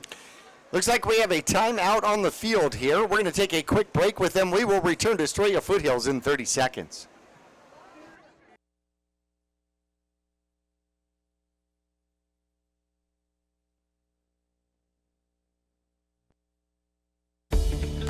Yavapai College has many degree and certificate programs to get you on track to a well-paying career in a variety of industries such as healthcare, manufacturing, construction, elementary education, and art. Fall semester starts on August 15th, so there's still time to register. Visit us online today at yc.edu/admission to connect with your future career. Back here at Estrella Foothills, Mingus has the Wolves backed up to the 1-yard line. 7:04 left to go. Mingus trailing. Second quarter action, 21-0. And the Wolves trying to get themselves out of their own end zone.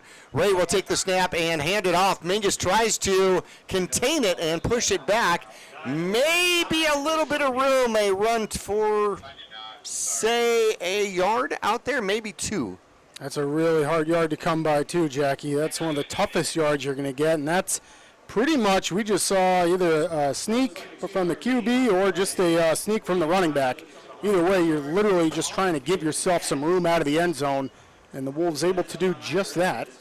2nd and 9 from the 3.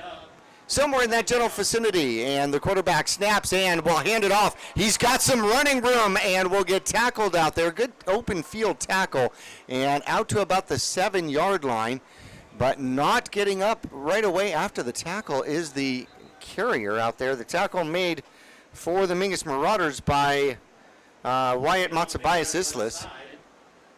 And we are going to have a timeout on the field here while they will get the player off, and AJ, it's going to be AJ Horn out there who is hobbling off the field. Hopefully he is going to be okay. But he brings up, he gets 5 yards on it, brings up a 3rd and 4 out there for his squad. And the seniors, he's on the sidelines looking okay, and he's had a big night for the Wolves thus far. So we'll see if the Wolves keep it on the ground out here.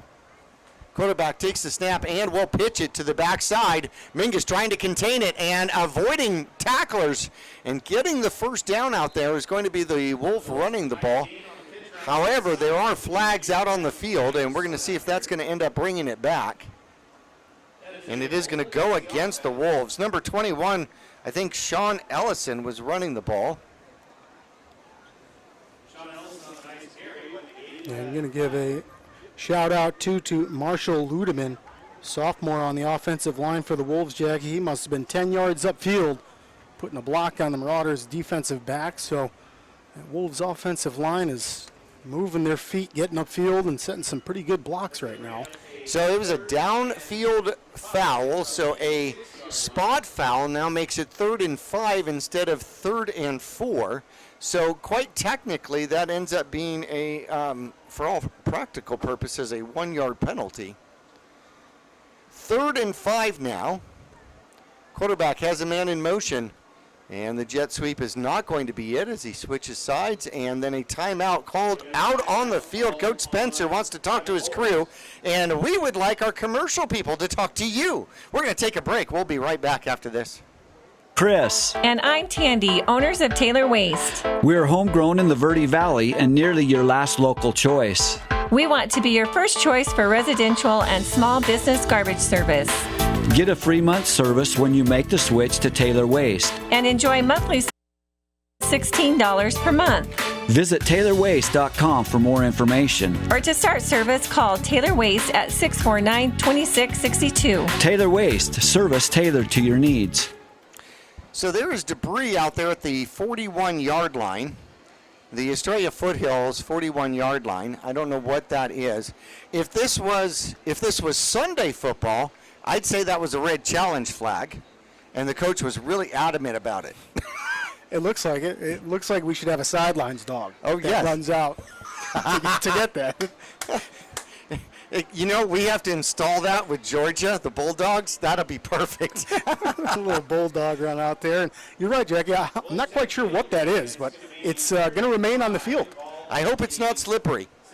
That's what I hope. So we have 3rd and 5 from, it looks like, about the 8-yard line out there.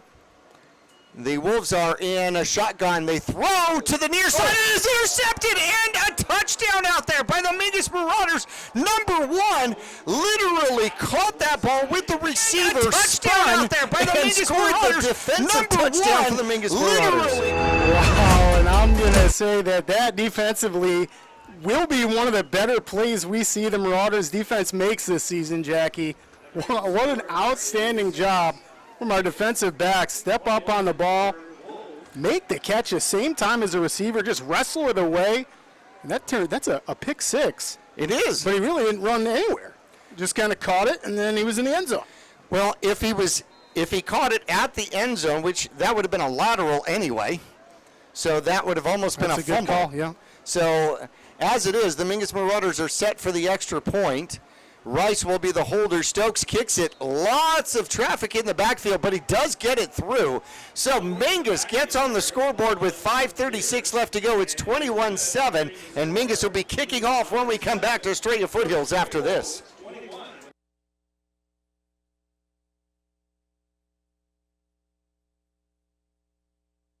Chris. And I'm Tandy, owners of Taylor Waste. We're homegrown in the Verde Valley and nearly your last local choice.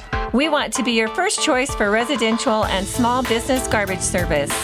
Get a free month service when you make the switch to Taylor Waste. And enjoy monthly service as low as $16 per month. Visit TaylorWaste.com for more information. Or to start service, call Taylor Waste at 649-2662. Taylor service tailored to your needs.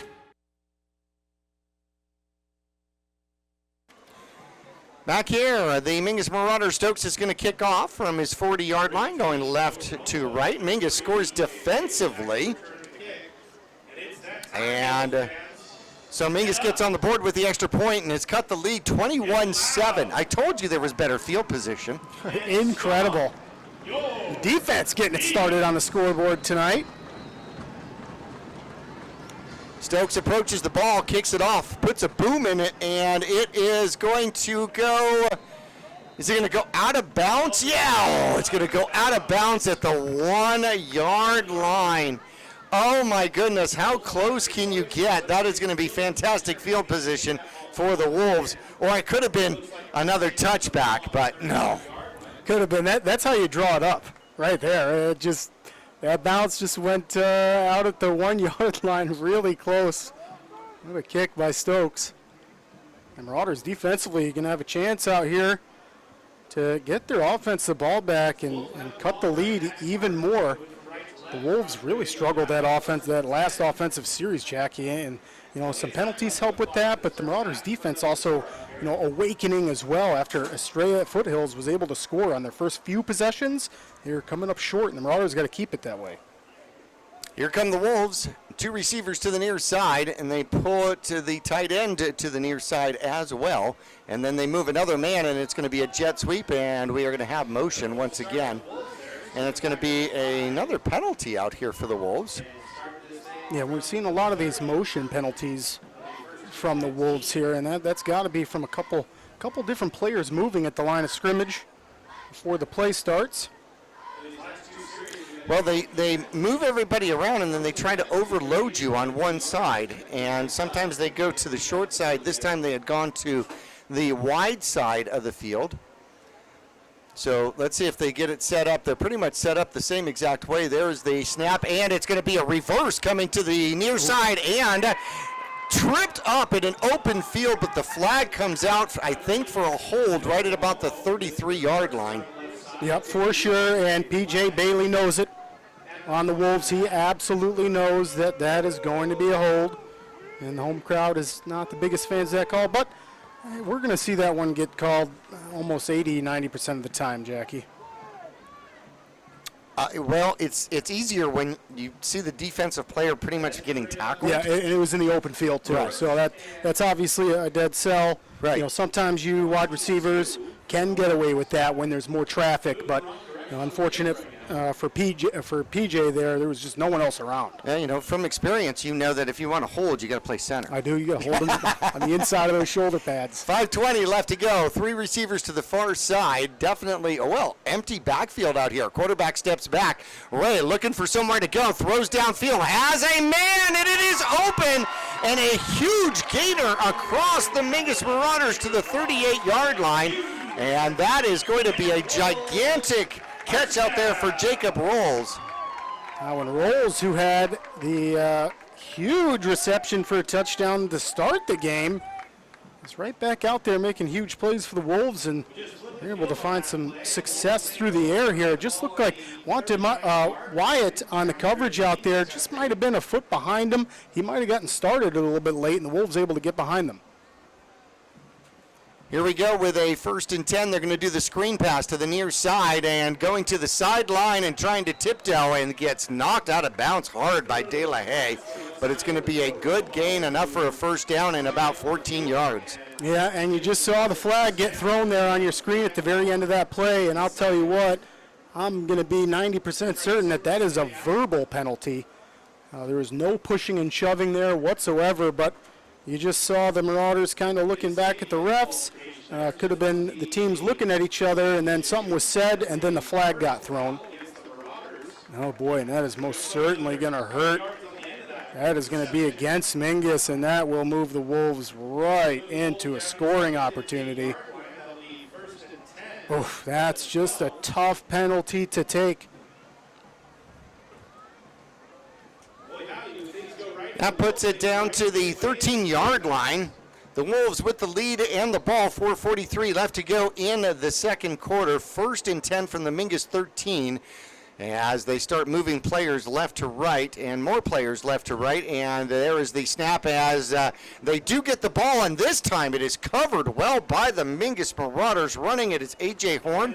Glad to see him back out there, and he is going to gain 1 before Mingus will tackle him and bring him down. Yeah, good call. Great to see A.J. back out there. And then Wyatt, Montebayas Islas on the tackle there. So making up for a little bit of broken coverage by stepping up and making a great play on A.J. there.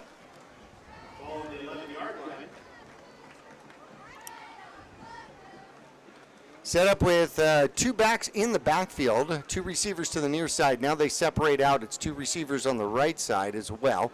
1 back in the backfield, and they fake it. The quarterback is going to keep it. Tries the left-hand side, bounces to the outside, to the corner, to the end zone, and touchdown. 12 yards on the first keeper out there. And we told you that Ray could run. He called his own number and picks up the TD. Yeah, just an outstanding run by the quarterback. Owen Ray looks like a running back with the ball. I mean, Jackie takes that snap, and then I don't know if you're able to catch that replay, which was fantastic. He does a big high step and leaves a couple Marauders just speechless, and then he finds the corner of the end zone. Incredible. That makes it 27-7. And the extra point attempt by Alvarez. There's the snap. Good snap. Decent hold. The kick is up, and the kick is good. 28-7, the lead back to 21. Mingus' only touchdown so far defensively. And let's see if they can put an offensive one on the board here before halftime. We're back after this. When you're looking for a plumber, no matter the job, call D-Best Plumbing. From energy-saving tankless water systems to whatever remodel project you have in mind, from the simple to the exotic, D-Best Plumbing prides themselves on quality workmanship and efficiency. For honest and fair prices and plumbing problems done right the first time, call D-Best Plumbing at 928-567-8755 or find them online at d-bestplumbing.com. Back here at Estrella Foothills, Mingus will have their first attempt at a run back going this direction. See if the third portion of the game can get into it for the Mingus Marauders. It's popped up into the air. It's going to take a bounce. It's going to die at about the 26-yard line. De La Haye picks it up, scavages for a few yards, and then drags tacklers across the 40 to the 41-yard line. Not bad starting position for the Mingus Marauders. You know, and for the Wolves, J.J. Guevara-Ponce on the tackle. And, boy, Jackie, if it wasn't for number 33 for the Wolves, that was just another great chance for a return to the house. Nonetheless, Marauders special teams giving the offense some better starting field position. We'll see if Stokes can make something happen here. He's got 3:45. I think Mingus has 2 timeouts left, if I am correct. No, they have all 3 timeouts left here in the half. So they have a full playbook. There's the snap, and the quarterback will throw, and it's tipped in the air. Intended for Seda on the little slant pass, and it is broken up by one of the linebackers. They're tipped into the air. Yeah. Looks like going to be Danny Ostrater out there, and that's just good coverage. Great coverage by the Wolves. Is able to get their hands up there, and thankfully, the ball able to hit the turf. A lot of times when it gets bounced up like that, Jackie, your secondary's got a golden chance to find it and field it like a punt. A little bit scary there. Neither team actually breathed until the ball comes down. And Stokes is going to run. Doesn't have a lot of room. Gets pushed back and then run over, as he will get back to the line of scrimmage. So that will be a rush, not a sack. But that's going to bring up a 3rd and 10 for the Mingus Marauders at their own 41-yard line. And that's just a tough one for Raines. He had protection for just one Mississippi maybe, and then felt the pressure. And then by the time he got up there, Jackie, that's like running into a wall. A pack of Wolves waiting for him. Mingus gets set up. They do 3 receivers to the near side, trying to spread out this Wolf defense. All Wolves within 10 yards of the line of scrimmage. Stokes is back, has a little bit of time, now comes to the outside, now scrambles, gets a block, goes to the outside. He's got some running room. Oh, a flag comes in as he dives to the 50-yard line, but a flag back in the backfield does not look good for the Mingus Marauders.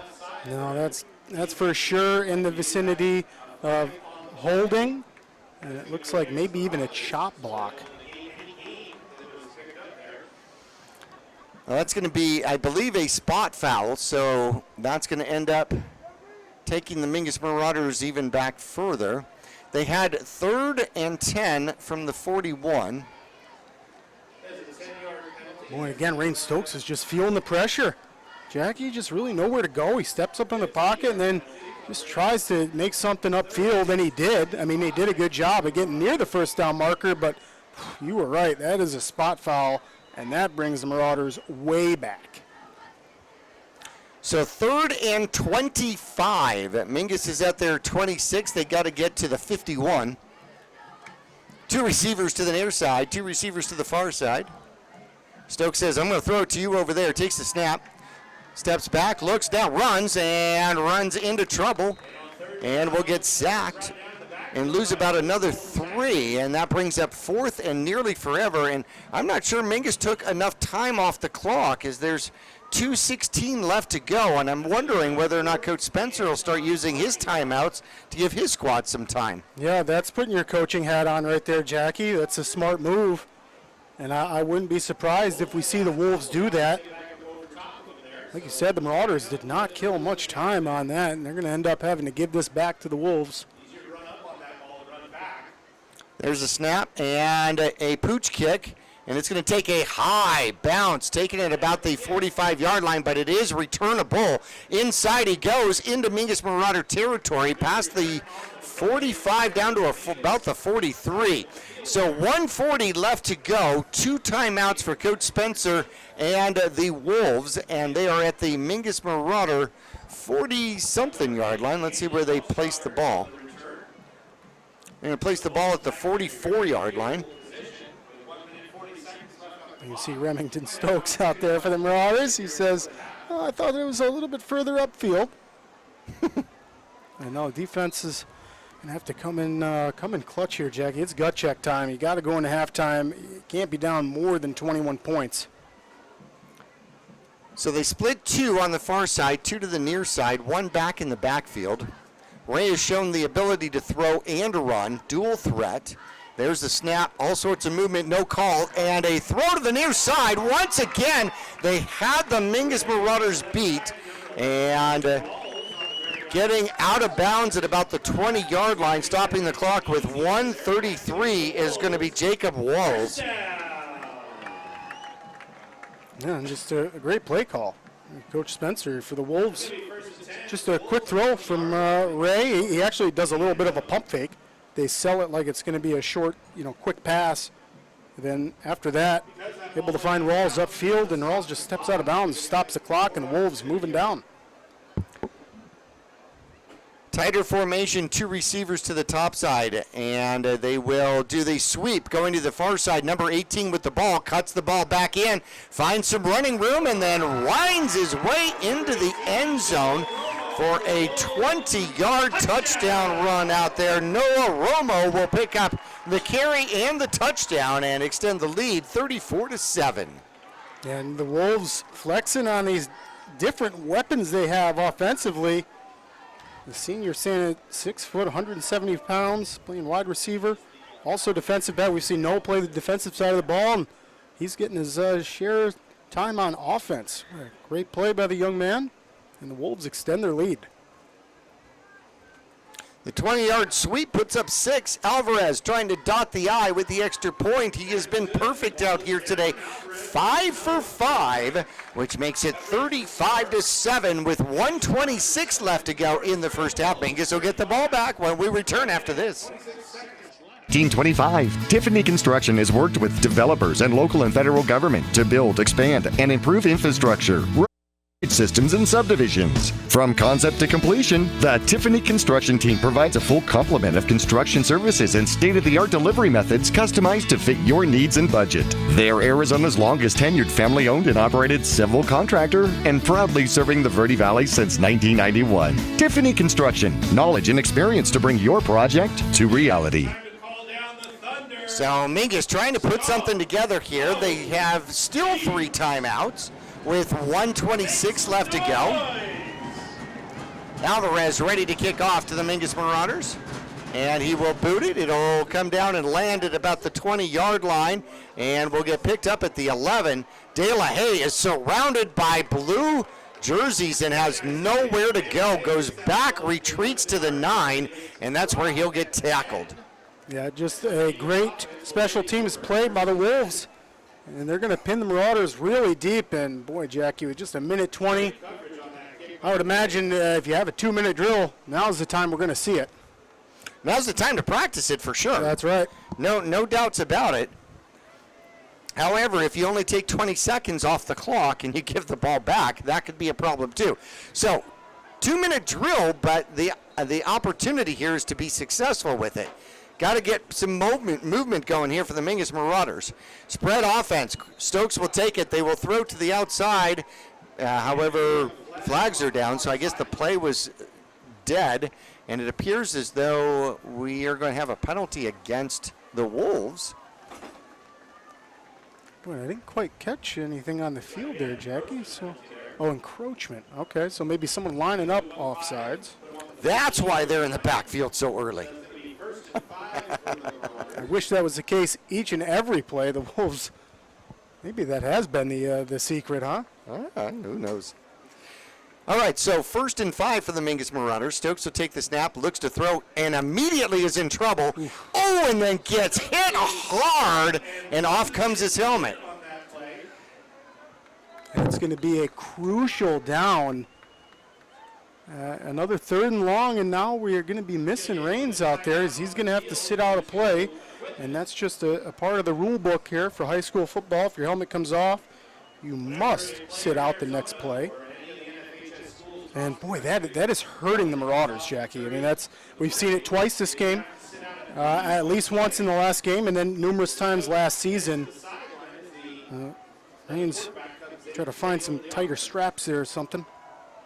Rice will step in. He's got 2 backs in the backfield here with him. He takes the snap and he will hand it off, and he is hit immediately at the line of scrimmage. And that will be no gain out there by, I think it was Remington Stokes. We're going to have a timeout by the Wolves here, Jackie. They're going to look to get the ball back.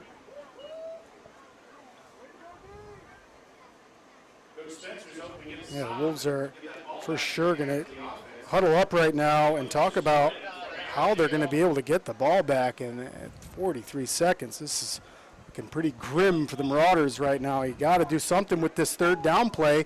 And remember, we're not going to see Rain Stokes. He's got to sit this play out. No, he sat his play out.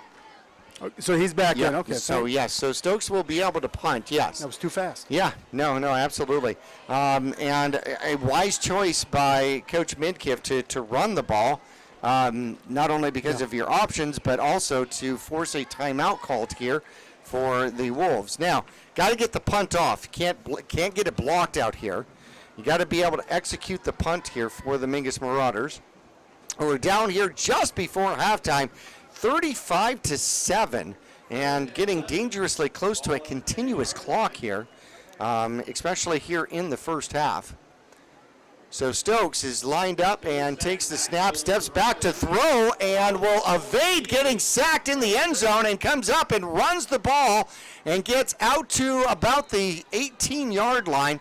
So Stokes somehow was just about tackled in the end zone. I thought we were going to have a safety, and he comes up and will get the ball back out to the, there we go. It's going to be 4th and 2. I apologize. I thought that was 4th down, and it was not 4th down because of one of the penalties. I apologize. And so Estrella Foothills takes another timeout. We're going to take a quick break with them. We will return for the final 30 seconds right after this. For 4 generations, the Gettles name has been synonymous with heating and cooling ingenuity. Since 1987, Gettles High Desert Mechanical has established itself as the premier HVAC company in northern and central Arizona, having not only survived recent economic setbacks, but thrived and grown during those times. From sheet metal fabrication to equipment installation, and now comprehensive plumbing and drain services. From clogs to comfort, Gettles has you covered. Don't settle, get Gettles, and go Marauders. I want to thank Gettles for being one of our sponsors for the 2024 Mingus Marauders. And Mingus is going to come out and we'll have to punt. Now we're talking about execution.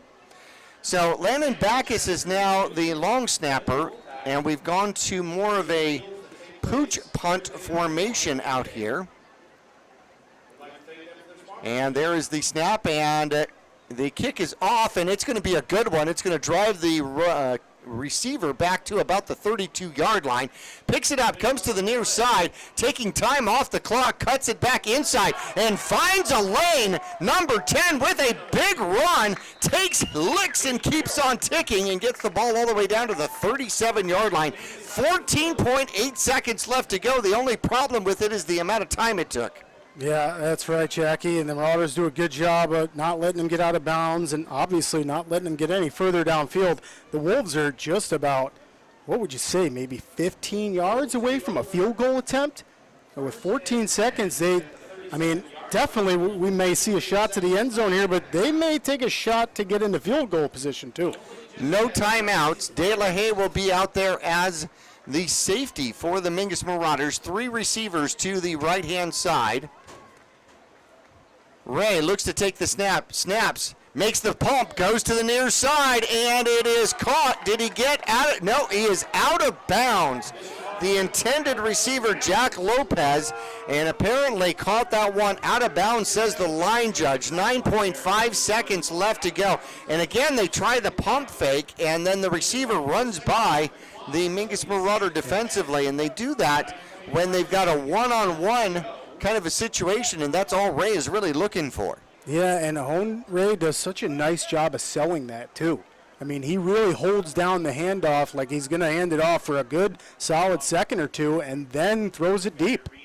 Same setup with 3 receivers to the top side. Quarterback steps back, looks to throw, throws this one downfield, and it is deep, and it is broken up, and was it intercepted out there by the Mingus Marauders? I am trying to see if Thompson intercepted that.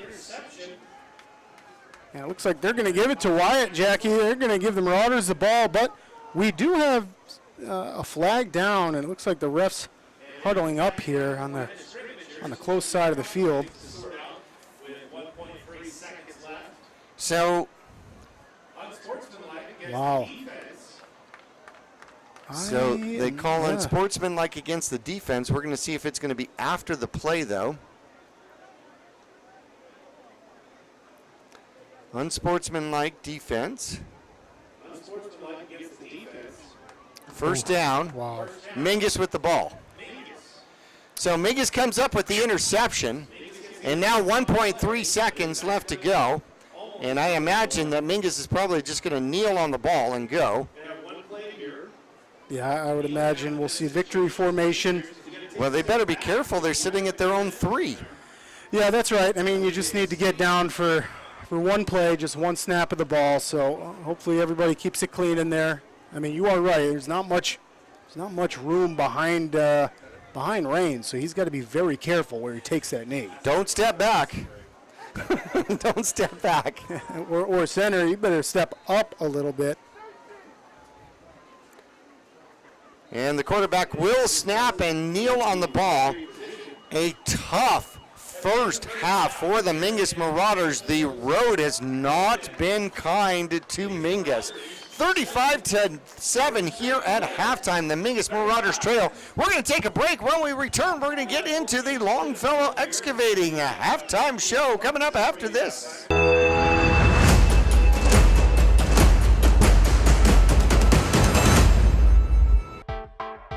I'm Chris. And I'm Tandy, owners of Taylor Waste. We are homegrown in the Verde Valley and nearly your last local choice. We want to be your first choice for residential and small business garbage service. Get a free month service when you make the switch to Taylor Waste. And enjoy monthly service as low as $19 per month. Visit TaylorWaste.com for more information. Or to start service, call Taylor Waste at 649-2662.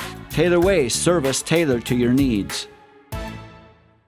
Larry Green Chevrolet has been an important partner to this community for over 30 years. Whether it be offering outstanding service and deals to the Verde Valley or providing support to schools, charities, and community events, we have made it a part of our business. We love and support the growth and future of Cottonwood and our surrounding areas. That's why we refer to our dealership as the People Place. Larry Green Chevrolet is a proud sponsor of Yavapai County, and we are proud to support our Mingus High School football. Go Marauders!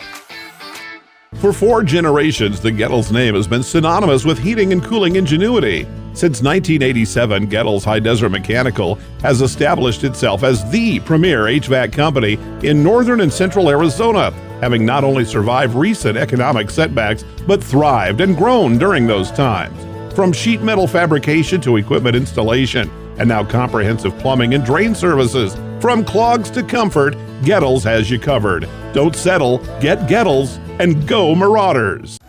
All Price Insurance on Main Street in Cottonwood is your local insurance provider for personal and commercial insurance.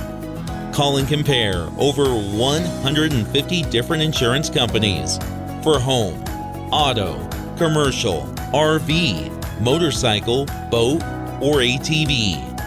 Specialty insurance and insurance bonds are no problem at All Price Insurance in Cottonwood.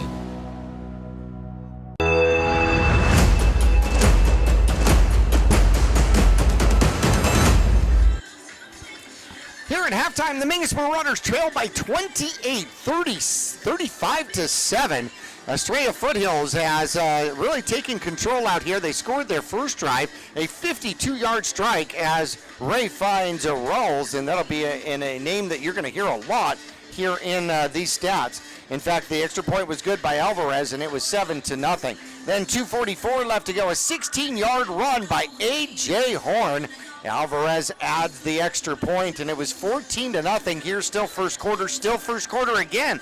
A 33-yard pass from Ray to Bailey, and that was a great setup. In fact, it was a screen pass, and he wandered his way into the end zone. Great individual effort. Alvarez was perfect with the extra points here in the first half. It was 21-0.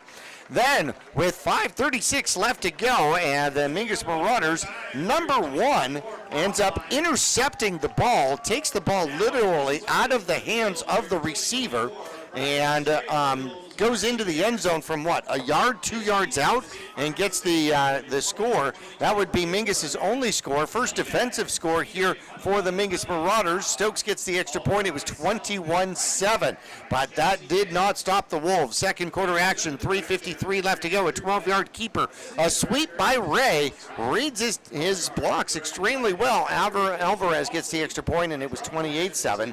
1:26 left to go. This time a 20-yard sweep by Noah Romo as he goes to the right-hand side. Alvarez perfect again, 35-7 here at halftime. Want to thank our halftime sponsor, which includes Longfellow Excavating. No job too big or too small. Longfellow Excavating does it all. Septic installation, drainage, grading, and so much more. You want to call Josh Longfellow, former Marauder, for a free quote. That's 928-300-3792, 928-300-3792. Glad you're along with us here on KYBC AM 1600 and 96.3 FM, or you are watching us live. You want to make sure that you get the Cablecast app because that is absolutely fun. You'll be able to watch all of the historical games for the Mingus Marauders as well, which is absolutely wonderful. So, Nick, any input here on the scoring so far here in this game? Yeah, we're seeing a really strong Estrella Foothills team, Jackie. I mean, we saw them last year. They had a lot of younger players that are back this year, and we're seeing them tonight. Hone Ray has been on point so far tonight. A.J. Horn, a couple of these running backs for the Wolves are on it right now. So right now the Wolves seemingly have all the momentum. Subtract the Marauders' spectacular defensive play where you can score just by intercepting the ball in the end zone. That's as easy as it gets for the defense to score. Other than that, Marauders have got to figure out a way to come out offensively and get some momentum and confidence on the offensive side of the ball and put together some kind of series and drive. Well, the Mingus Marauders, 2 interceptions in the game, and it appears as though we had an interception. I'm not sure if it was Thompson out there or if it was Lucas out there or who intercepted it on the last drive here for the Mingus Marauders. And number one, I'm still trying to get a name on him, intercepted for the touchdown out there. So Mingus, 2 interceptions in the game, which is absolutely fantastic. Hey, we're going to take a quick break. When we come back, we're going to get into the Wolves marching band out here at Estrella Foothills. We'll be back after this.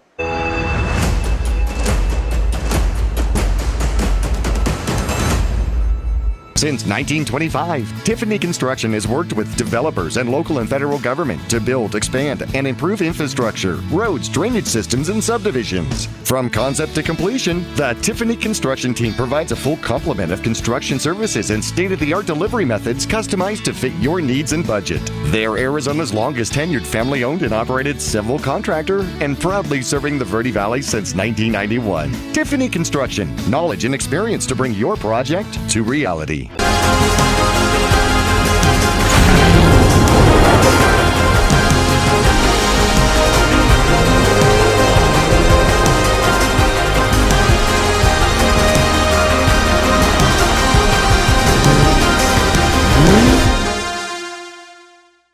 For over 20 years, Roxu Screen Printers has been the Verde Valley's choice for custom business and sporting apparel. Bring your ideas and logos to Roxu Screen Printers and watch as your creations come to life. Choose from an extensive selection of items available for your company, team, or organization's logo. From t-shirts and hats, specialty items, and embroidered company attire, you can get started with a quote by calling 928-646-5734 or email dawn@rockzoo.com. That's ROKZOO.com.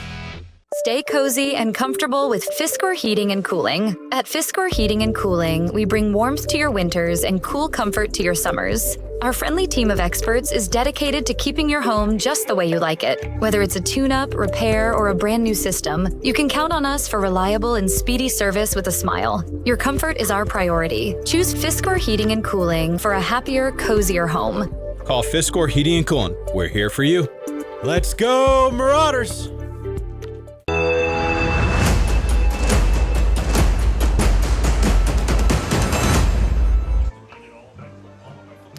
The Wolves marching band on the field out here as it is halftime at Estrella Foothills. The Wolves leading the Mingus Marauders by a score of 35-7 as we take a look at some of the stats here. First half, Hong Ray, the quarterback here for Estrella Foothills, 5 for 9, 2 touchdowns, 2 interceptions, 168 yards in the air for unofficial stats. He also has 12 yards on the ground. A.J. Horn's been the workhorse with 8 carries and 66 yards, plus a touchdown out there. And Jack Lopez has about 14 yards on the ground. Noah Romo ends up with a touchdown carry of 20 yards as well for his squad. And so the on the ground, just over 100 yards, better yardage in the air here in the first half for the home squad here. In fact, got 112 yards on the ground and 168 yards in the air for the Wolves. Mingus has 3 penalties for 40 yards, a couple of them 15-yard varieties, one 15 yards just because of where it was thrown. Rain Stokes has completed 4 of 7 for 25 yards out there. And on the ground, he has just been scrambling for his life as he has been sacked 6 times here in the first half. So that would end up being like 9 carries and negative 13 yards. Dawson Rice has 1 yard off of 3 carries out there. Mingus overall on the ground has got negative 15 yards on 16 touches, and they've got 25 yards in the air, so a positive 9 yards from the line of scrimmage, and 1 defensive touchdown plus 2 interceptions in the game here so far. Yeah, and I hope it's, not just, I hope the halftime adjustments we make are similar to last week, Jackie, in that we saw the Marauders come out of halftime last week much stronger, for all intents and purposes, an entirely different team, really. They started that second half last week. So hopefully Coach Midkiff and the Marauders making those adjustments right now, because 35-7 against a growing, more talented, and a playoff-hungry Estrella Foothills team, this is going to be a tough second half. Yeah, if they can go 2-0 and definitely have an inside track to a repeat here for their division. That's right. They had 7 wins last year. Right now, that would be set up for potentially 7 wins. So anything out of conference would, or out of section, would end up being a better record for them. For second-year head coach Spencer out here for the Estrella Foothill Wolves. We're going to take a break. When we come back here with the Longfellow halftime show, we're going to check into some other scores and see what's going on. Talk about some halftime adjustments if possible, and we will return after this.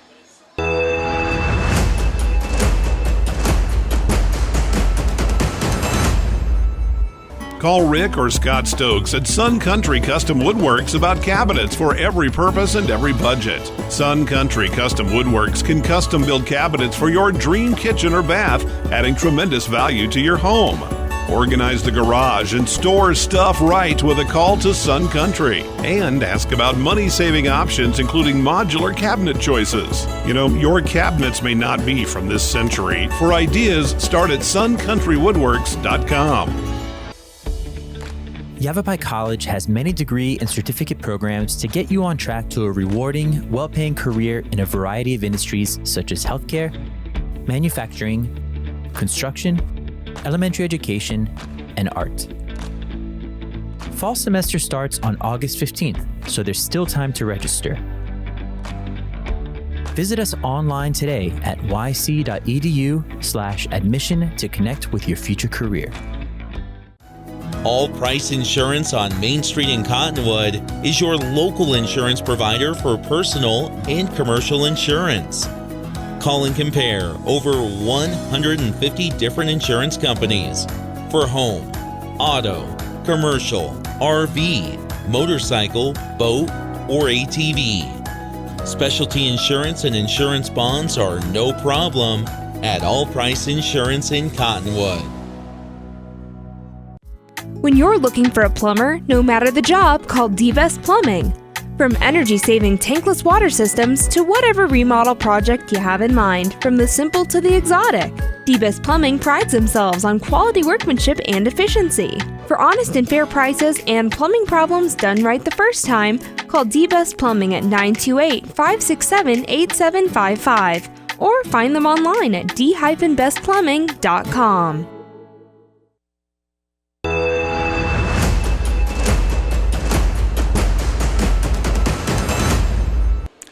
Well, there's a lot going on this weekend for absolute sure at the Blazing M Ranch. They have their they've got their big car show going on. You can go out and do ribs, rides, and rhythms because there's gonna have bands and ribs and all of the classic cars and muscle cars out there. It's gonna be an absolute fantastic time. And then if you've not been out to Blazing M Ranch, last year's Verde Valley's Got Talent contest was fantastic. I was literally so surprised You know, because sometimes you're like, okay, all right, yeah, sure. No, actually, they had some fantastic contestants, and it was like, this is a competition, holy cow. And so it was an awful lot of fun. That comes up Saturday, which will be September 7th at the Blazing M Ranch, and I am going to be at the Farm to Table event, which is a fundraiser for the Old Town Mission. And so, yes, somebody said, would you like free food? And I went, excuse me? Okay, I'm in radio. That's exactly what I live for, is free food. We'll take the perks. And if you had to go to the talent show, did you have any ideas? I wouldn't be in the talent show, because my best talent is a cranial reflection is my best talent, honestly. Really nice. But it's going to be a fun weekend, September 7th. You got the Old Town Mission Farm to Table. I think they may still have some tickets left. Got to get out for Verde Valley's Got Talents and Rides, Rhythm, and Ribs. The Ribs are going to be fantastic out at the Blazing M Ranch. So here we are at halftime. The Mingus Marauders and the Longfellow halftime report trailing 35-7. What's going on through the rest of football? Just a bunch of scores here for 4A, Jackie. Going to kind of take you through our division a little bit. Canyon Del Oro, the number 3 team in 4A, is facing Bradshaw tonight. Bradshaw, number 15, even after the loss. That's because they're tough schedule. Canyon Del Oro right now is up on Bradshaw 24-7. Okay. So Bradshaw possibly looking at 2 losses there, which is just totally surprising, but that is a very strong schedule that they do have. Seton Catholic is up on St. Mary's 22-0. The number 9 team in the Division 4A is up 34-0 on Apache Junction. Moving right up, couple of ranked teams, number 4 Micah Mountain, number 24 Mesquite, who we played last week. Mesquite is losing 42-0 against Micah Mountain, and that is not even halftime yet. So that just goes to show you the tough level of competition that is in the 4A division here. The number 1 squad in 4A, they came from 3A out of nowhere, Yuma Catholic. Mm-hmm. And my goodness, they look like they're here to stay, and not only that, maybe move up another division. Hope so. Yeah, right, and they're beating up on Catalina Foothills right now, 35-13, and that is in the second quarter as well. Independence up 3-0 against Amphitheater. Moving along, one of our opponents playing Deer Valley, playing Saurita tonight. That one in the first quarter, the update was 7-0. Deer Valley had the edge on that one.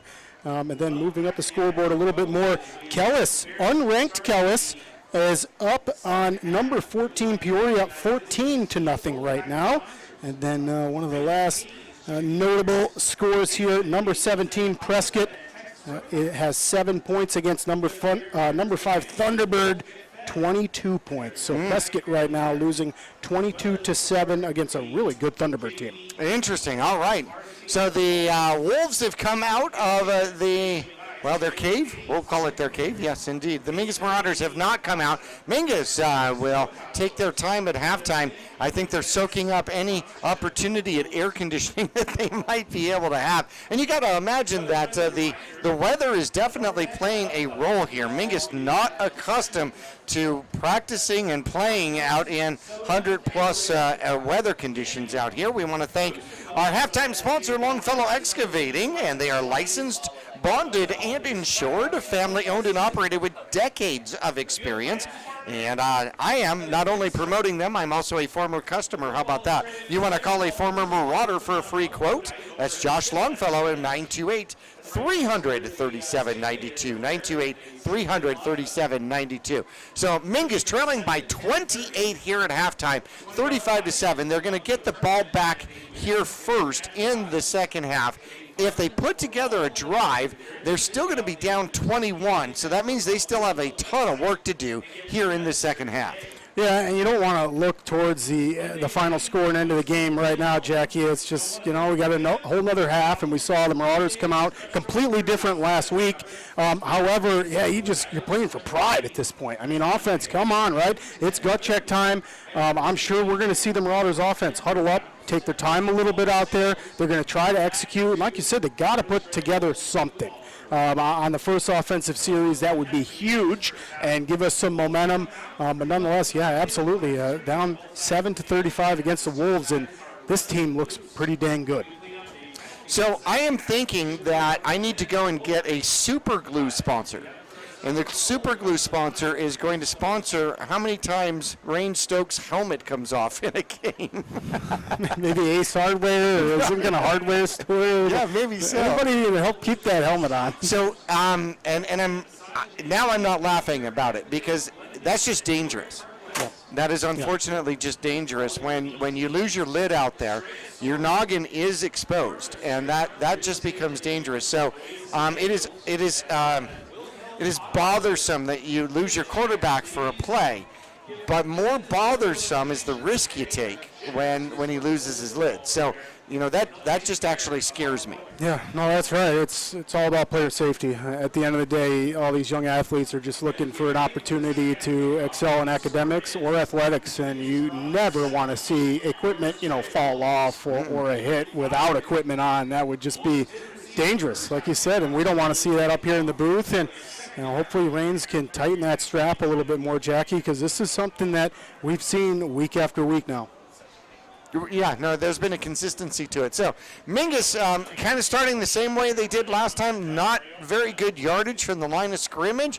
This time they do find the end zone with their first defensive touchdown of the year, 35-7, the score here at halftime. However, they definitely have work to do here in the second half. Now, obviously, you're going to come out. Mingus has just not had a lot of time to throw the ball.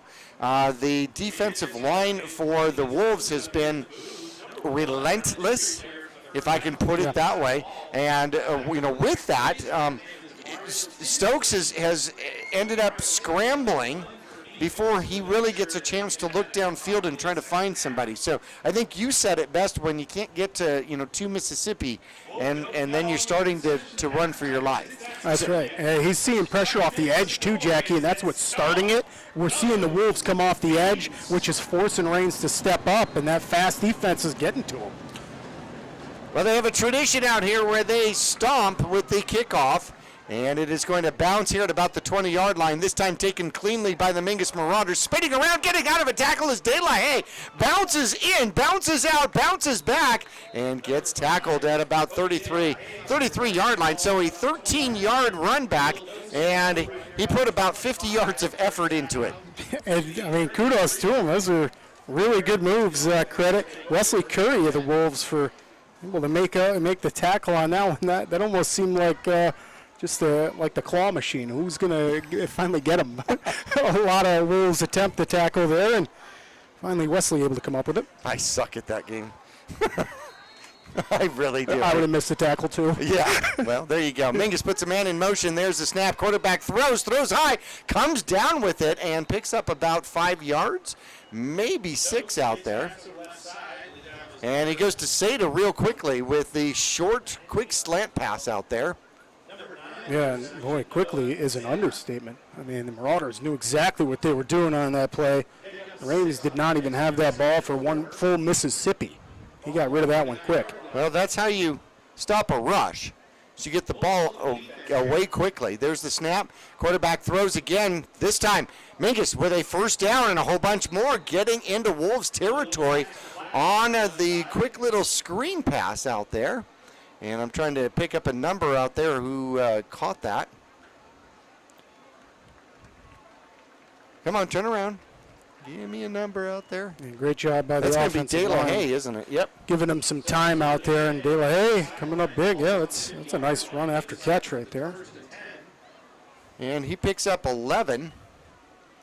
And there is a run for the Mingus Marauders, and Stokes powers his way into Wolves territory and picks up 5. Now that was not I'm going to wait to run, that is I'm just going to run. Yeah, that looked like a design QB draw, which means Rains is going to take the snap and shotgun. He's going to kind of sell like he might drop back to pass and then take off with it. And you're right, Jackie, we've seen that a couple of times. Sometimes the Marauders will call that on purpose, and sometimes Rains just spontaneously will do that. 45-yard line. There's the snap. Mingus second back gets it and gets a block. Almost gets rid of the ankle tackle and then hit hard is going to be Rice. Rice is going to get forward progress for about 3. Yeah, Marauders offensively. That offensive line getting downfield, getting some big blocks. The number 61 in there. Downfield at least 15 yards for the Marauders. Jackie making just a great play. 3rd and 3 for the Mingus Marauders now. Let's see what Coach Aaron Midkiff has in store. It's been a while since Mingus has picked up a first down. There's this, and they get people to jump. And they're going to get the Wolves to come across the line, not one. This is one of those comedy routines where the umpire goes number 75 and 62 and 94. Yeah. So Mingus will pick up the first down via penalty. 8th penalty out there for the Wolves. Stokes throws quickly, and it gets out to De La Haye. De La Haye gets to the sideline and takes on a blocker, gets out of bounds right at about the 30-yard line. That's going to be a good gain of about 9 out there. And it looks like, Jackie, I think this one's going to come back for a holding against the Marauders. And boy, oh boy, if that's a spot foul, that's going to be really dangerous. It looks like they moved him back already. All right, so it's going to be 1st and 10 now from the 45-yard line. So 1st and 17 out there, effectively a 7-yard penalty against the Mingus Marauders. 1st and 17, ball on the 45-yard line. Mingus has been moving quickly. They get to the line, 2 receivers either side. Stokes takes the snap, steps back. Now he feels the pressure, slips, and falls and will get laid on for the sack. And that's going to be Tony Lopez getting credit for the sack, Jackie, and do too much work on that one. Like you said, Rains Stokes just loses footing. And he'll lose 2 on it, bringing up 2nd and 19. So Mingus had some momentum going, and the flag bug works against him. Now he's going to run, cuts inside, gets tackled forward for a gain of about 4, and that's going to bring up 3rd and long, maybe 3rd and about 16. Man, what a big hit there by Alexander Teeter of the Wolves. I always get worried, Jackie, when you see your quarterback take licks like that.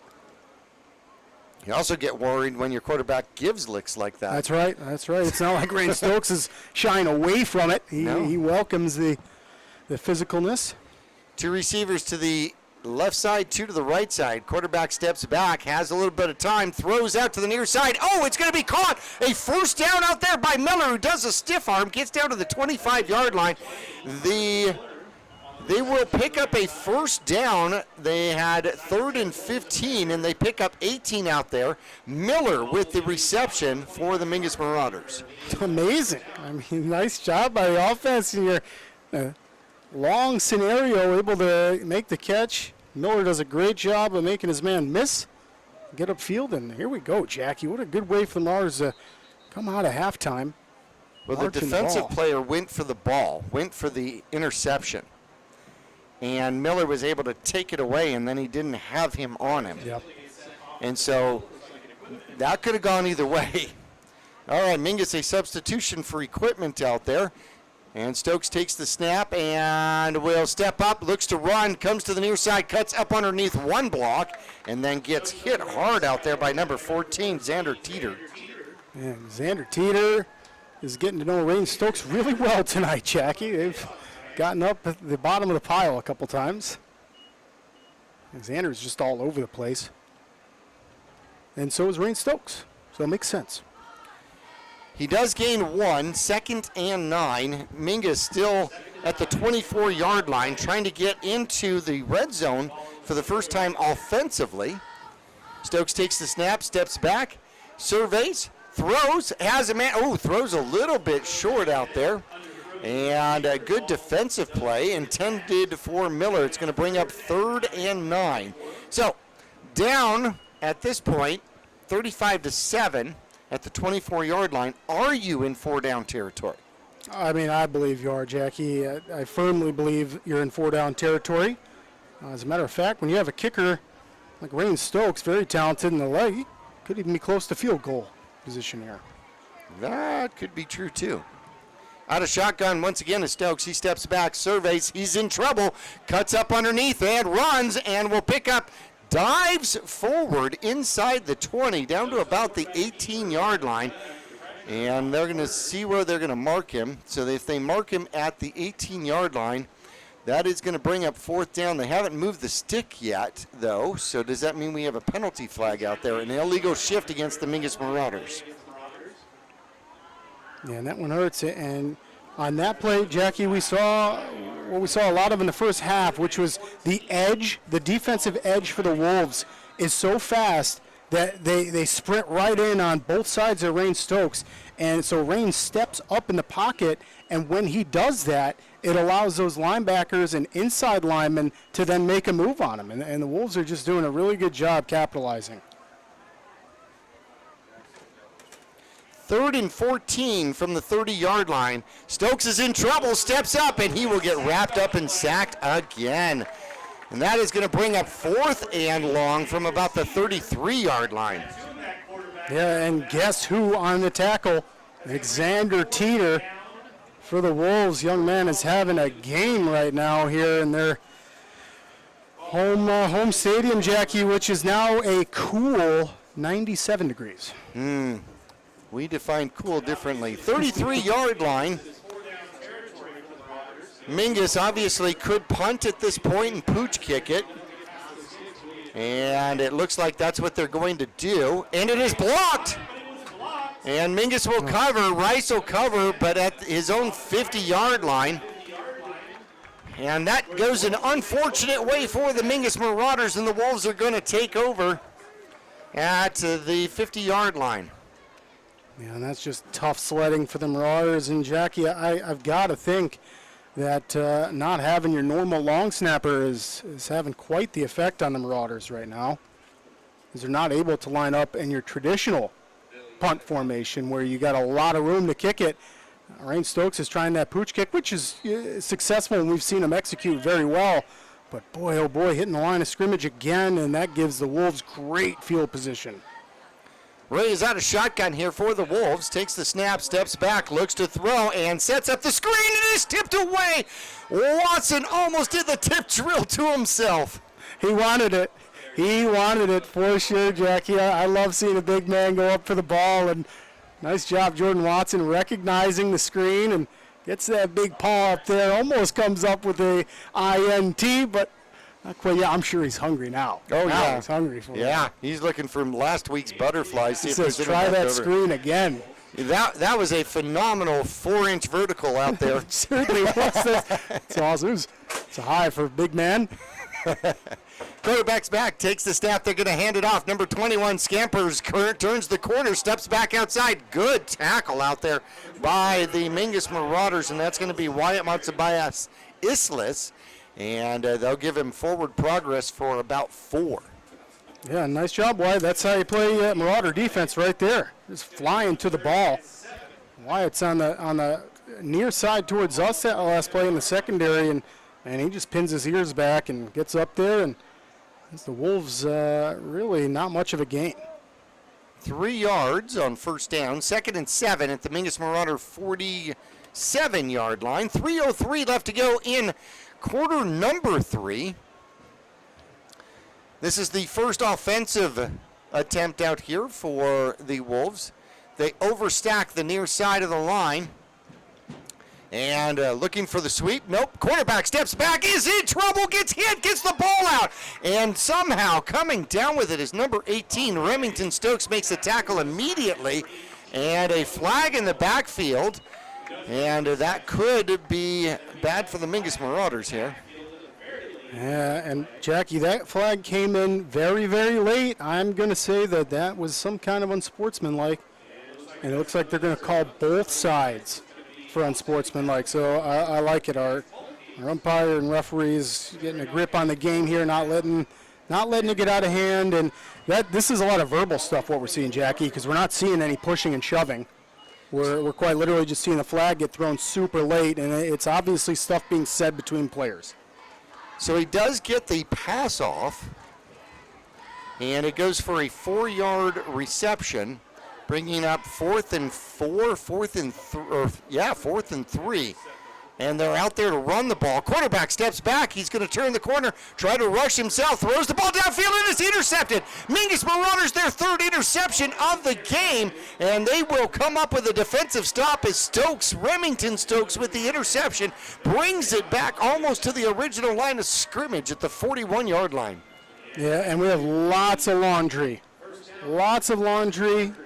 I saw refs at different times throwing flags, so we have a meeting of the refs right now. Be interested to see what these calls. I mean, there's several calls, Jackie. It was different times that I saw the refs throw their flags here. Well, this could loom large because it is a 4th and 4. So does the interception exist? Are the penalties during the play, after the play? Holding, offense. And that will not be accepted. Unsportsmanlike defense. And that is going to be an automatic first down and an ejection. Wow. And with the ejection means that you cannot play next game. And that is going to be Remington Stokes, it looks like. Ouch. That is going to hurt. Ouch, ouch, ouch. And if you're the Marauders, it's really time to sharpen up the focus. I mean, you can't be losing it. I thought, Jackie, so far, I know we only have 1:30 left in the 3rd quarter, but the Marauders have come out, again, super strong in this second half, only to be seemingly shooting themselves in the foot right now. So the interception does not stand. Stokes does not get the interception. Stokes is ejected. No, Mingus does get the interception. Sorry, Mingus does get the ball. And Stokes' big brother is going to run to the left side and runs into a player and loses his helmet. And he is going to have to step out once again. He gains 5. So the unsportsmanlike happened after the play. The interception does stand out there. Boy, and Marauders, I mean, I just mentioned it, sharpening focus up, and it's just not what we're seeing right now on the field. We're seeing some emotions come out right now for the Marauders, and what's tricky, Jackie, is like I said, they're coming out really strong at a halftime. So I mean, you're playing really well, so just stay focused. 6 yards on the run, and it's going to be a handoff in the backfield and contained and thrown to the ground, and there's going to be another penalty. And Stokes was not kicked out. He was running the ball, but now there are flags and hats and everything else. As Stokes was trying to get up, and he was still run over by the defensive player, and unfortunately, this one's getting out of hand here. And the refs do a good job of splitting everybody up. And you're right. I mean, Jackie, Stokes was still in there, so I'm curious as to which Marauder was ejected. Personal foul both ways, offsetting penalties. Which makes sense. I mean, from what we saw up here in the box, it looked like one of the Wolves rode Remington to the ground. The whistle could have been blown as he was riding him to the ground, but not much you can do there as a defender. Well, he was trying to get back up, and he was trying to get back up and was straddled. Yeah, that's right. Straddled by Remington, and who was just finishing the play, really. I mean. So now I'm not 100% sure what they're doing, but it's going to be a loss of 2. And it is going to be 3rd and 7 with the ball at the 30-yard line. And the refs are going to come together and maybe have a conversation here. Nope, they're going to set everybody back. Hopefully these teams settle down and play some football here. 2 receivers on the far side, 3 receivers on the far side. Stokes steps back, looks to throw, has a little bit of time, does throw downfield, and he gets it to De La Haye, and it is broken up, and De La Haye is down. Oh, what a hit. Wow. My goodness, Jackie, that one's going to hurt, and I hope Kobe's going to be okay. DeBoard with a gigantic hit. And he dislodged the ball. And so the De La Haye is on the ground in pain. I hope that this has just got the wind knocked out of him. That's what I'm hoping out there. Yeah, and it most certainly did look like, at the very least, that is the case. I mean, that was just a great hit by Landon DeBoer. I mean, as a defensive back, you can't draw it up or practice it any better than that right there. We're going to take a quick break here, give him some privacy. We'll return to Estrella Foothills High School. 35-7, the Wolves on top. We're back after this. Larry Green Chevrolet has been an important partner to this community for over 30 years. Whether it be offering outstanding service and deals to the Verde Valley or providing support to schools, charities, and community events, we have made it a part of our business. We love and support the growth and future of Cottonwood and our surrounding areas. That's why we refer to our dealership as the People Place. Larry Green Chevrolet is a proud sponsor of Yavapai County, and we are proud to support our Mingus High School football. Go Marauders! De La Haye is up and walking on his own power off to the sideline. And probably reliving a little bit of lunch. I would imagine. Yep. So it becomes fourth now. He had the ball, and then it was dislodged. Great defensive play. It was a clean hit. Yep. And Mingus is going to have to punt. And the Wolves are going to come after this again. Mingus is looking to pooch punt once again. And Stokes has got to get off the field there. And there's the snap. And there is the punt. Got to hit at the line again. And it's going to take a little bit of a Mingus Marauder bounce down to about the 43-yard line. Zeta will touch it there. With 22 seconds left to go, the Wolves will get the ball back with a 35-7 lead over the Mingus Marauders here. Yeah, another flag get thrown on that one, Jackie, towards the end of the play, and I think it's going to be on the Wolves. Ball is down on the 43-yard line. And what we're seeing is, yeah, that's most certainly going to be the case. They're going to call this on the Wolves. There wasn't much going on, but you know that they're going to get a grip on the game, so they're going to call it much tighter. It's going to be, I think, a 15-yard penalty then. And it is going to set the new line of scrimmage at the 27-yard line.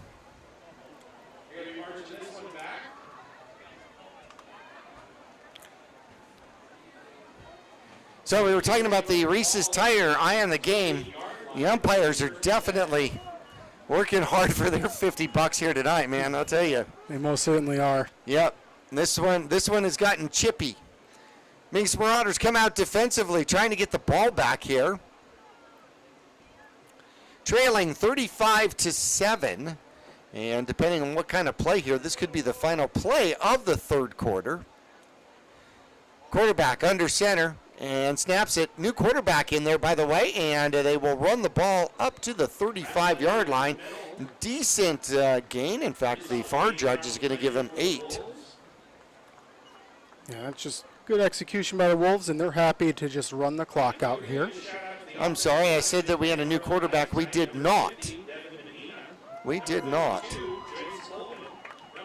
And that'll be the end of the half. The Wolves are just going to run it. End of the third quarter, the Wolves maintain a 35-7 lead. Both teams shut each other out in quarter number 3. We will be back for the fourth quarter in 1 minute.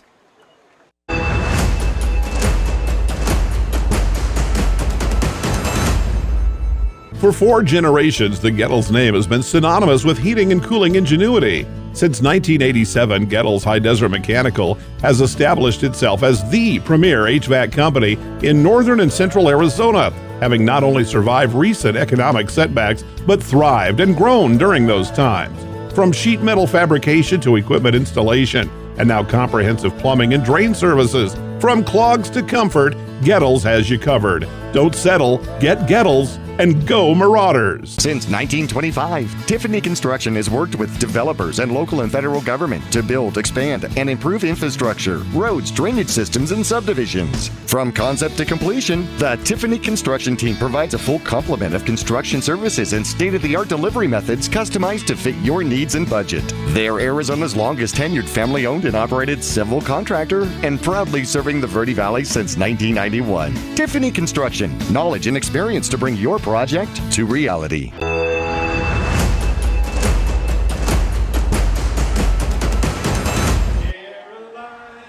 Bomb, bomb, bomb. Excellent entrance. Love it. Quarterback steps back. They hand it off. Mingus in the backfield loses him as he scampers forward for a first down out to the 45-yard line. Gain of 7 out there. And looking for a number out there that is going to be, turn your back to me, 21 out there. Sean Ellison picks up the first down. Just a sophomore for the Wolves out there carrying the ball. 1st and 10 now from the Wolves' 44-yard line. 11:30 left to go in the game. And Ray pushes out some instructions. Offset I, man in motion, and they give it to the second back as Mingus closes that one down, but not before about a 4-yard, 5-yard gain. Close to Mingus Marauder territory. Yeah, and I'd imagine we're going to see the Wolves keep it on the ground most of this offensive series, Jackie, just to try to burn this clock out. Oh, yeah, run the ball, run the clock, win the game, right? Taking their time going back into a huddle. Mingus has got to come up with stops here. Offset I, once again, 2 receivers down to the bottom part of your screen, and a fumble. Quarterback picks it up. He's got to run. Comes to the near side, gets pushed out of bounds, and it depends on where they mark it on whether or not that's going to be a first down. And it looks like it may be just short. So Ray needed 5, picked up 4, and it's a 3rd and 1. Yeah, it's still just a spectacular job by Ray. Totally broken play, ball on the ground in the backfield, able to scoop it up and almost get to the first down marker. That just seems to be how the night's going for the Wolves. Well, that's how you get carries when you're a quarterback, right? I'm just going to break the play so that I can have one. 3rd and 1 inside Mingus Marauder territory, and Ray is going to burst forward for a first down, gets tackled from behind, kind of, sort of, as he rolls his way forward to the 40-yard line, and he picks up 7 off a quarterback keeper up the middle. Yeah, that's just a good design play right there. Ray just takes a snap, and he kind of waits it out, waits for his offensive line to give him a lane. That's exactly what he did there, and the Wolves continue to move downfield. Well, that's patient when you're, waiting for the hold to develop, and you know where it's supposed to be. Tight formation once again, offset I. Ray brings the squad in blue up to the line at the 40-yard line of the Mingus Marauders. They give it to the second back, who almost loses it, and a hold is called. Scampering to the outside is Ellison. Ellison, if the play were to stand, would gain about 2, but I think we're going to get a hold call. There it is, and the flag is at the 44-yard line. So if they mark it from there, then they're going to be back in the Wolves' territory. Yeah, that's just very, very fortunate for the Marauders. We will take that. The Marauders defensively has a great chance to come up with a stop here as the ball's moved back to just about midfield. So it is at midfield. So 1st and 20 now. So the Mingus Marauders, with a little bit of help from the flags, trying to get something done here. Different formation now. 2 backs in the backfield. They overstack the short side of the field. Quarterback steps back, rolls that way, looks to throw, throws the ball downfield, has a man, and tackled from behind hard, but not until he gets to the 30-yard line and possibly a first down. That is going to be number 11 out there once again, Rawls. Yeah, and Rawls with a great second effort. I mean, he's going to get the first down. Wow, I didn't even think he got that far, Jackie, but My goodness, what a move by Rawls. Rawls was for sure short of that first down marker by a few yards, and he cuts it inside, takes a big hit from the Marauders DBs, and he gets that first down. Well, Rawls with some rack yards gets it done, and he's the leading receiver out there, and the screen pass to the outside to number 30, and they try to push him instead of tackling him, and he gets into the end zone, and there's a flag for excessive celebration, I think. And there's going to be a 30-yard run by number 30 out there, which is Tanner Covington. Actually, it was a screen pass to the tight end, and Mingus tried to push him out of bounds instead of tackling him. Yeah, that's not going to work on a big fella like that, Jackie. Tanner Covington on our roster list is 6'2", 225. And let me tell you, usually they blow those numbers a little bit. That does not look like the case for Tanner. That is a big man down there. And yeah, for sure, you are not going to shove him out of bounds. So that'll be a touchdown pass, the third touchdown pass for Ray. And I think they're probably going to do the penalty after the kickoff or apply it to the kickoff. And so Alvarez is going to come out for the extra point. There's a snap, good hold. The kick is up, and the kick is perfect. Alvarez has been perfect here today. 42-7 here in the fourth quarter. Mingus will have a better setup for kickoff or a return when we return after this. When you're no matter the job, call D-Best Plumbing.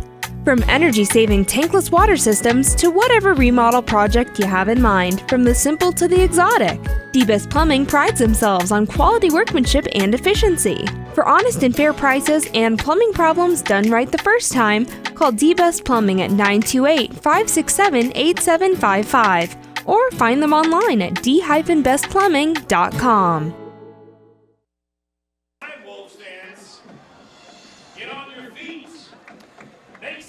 So we're going to see if they're into a continuous clock out here.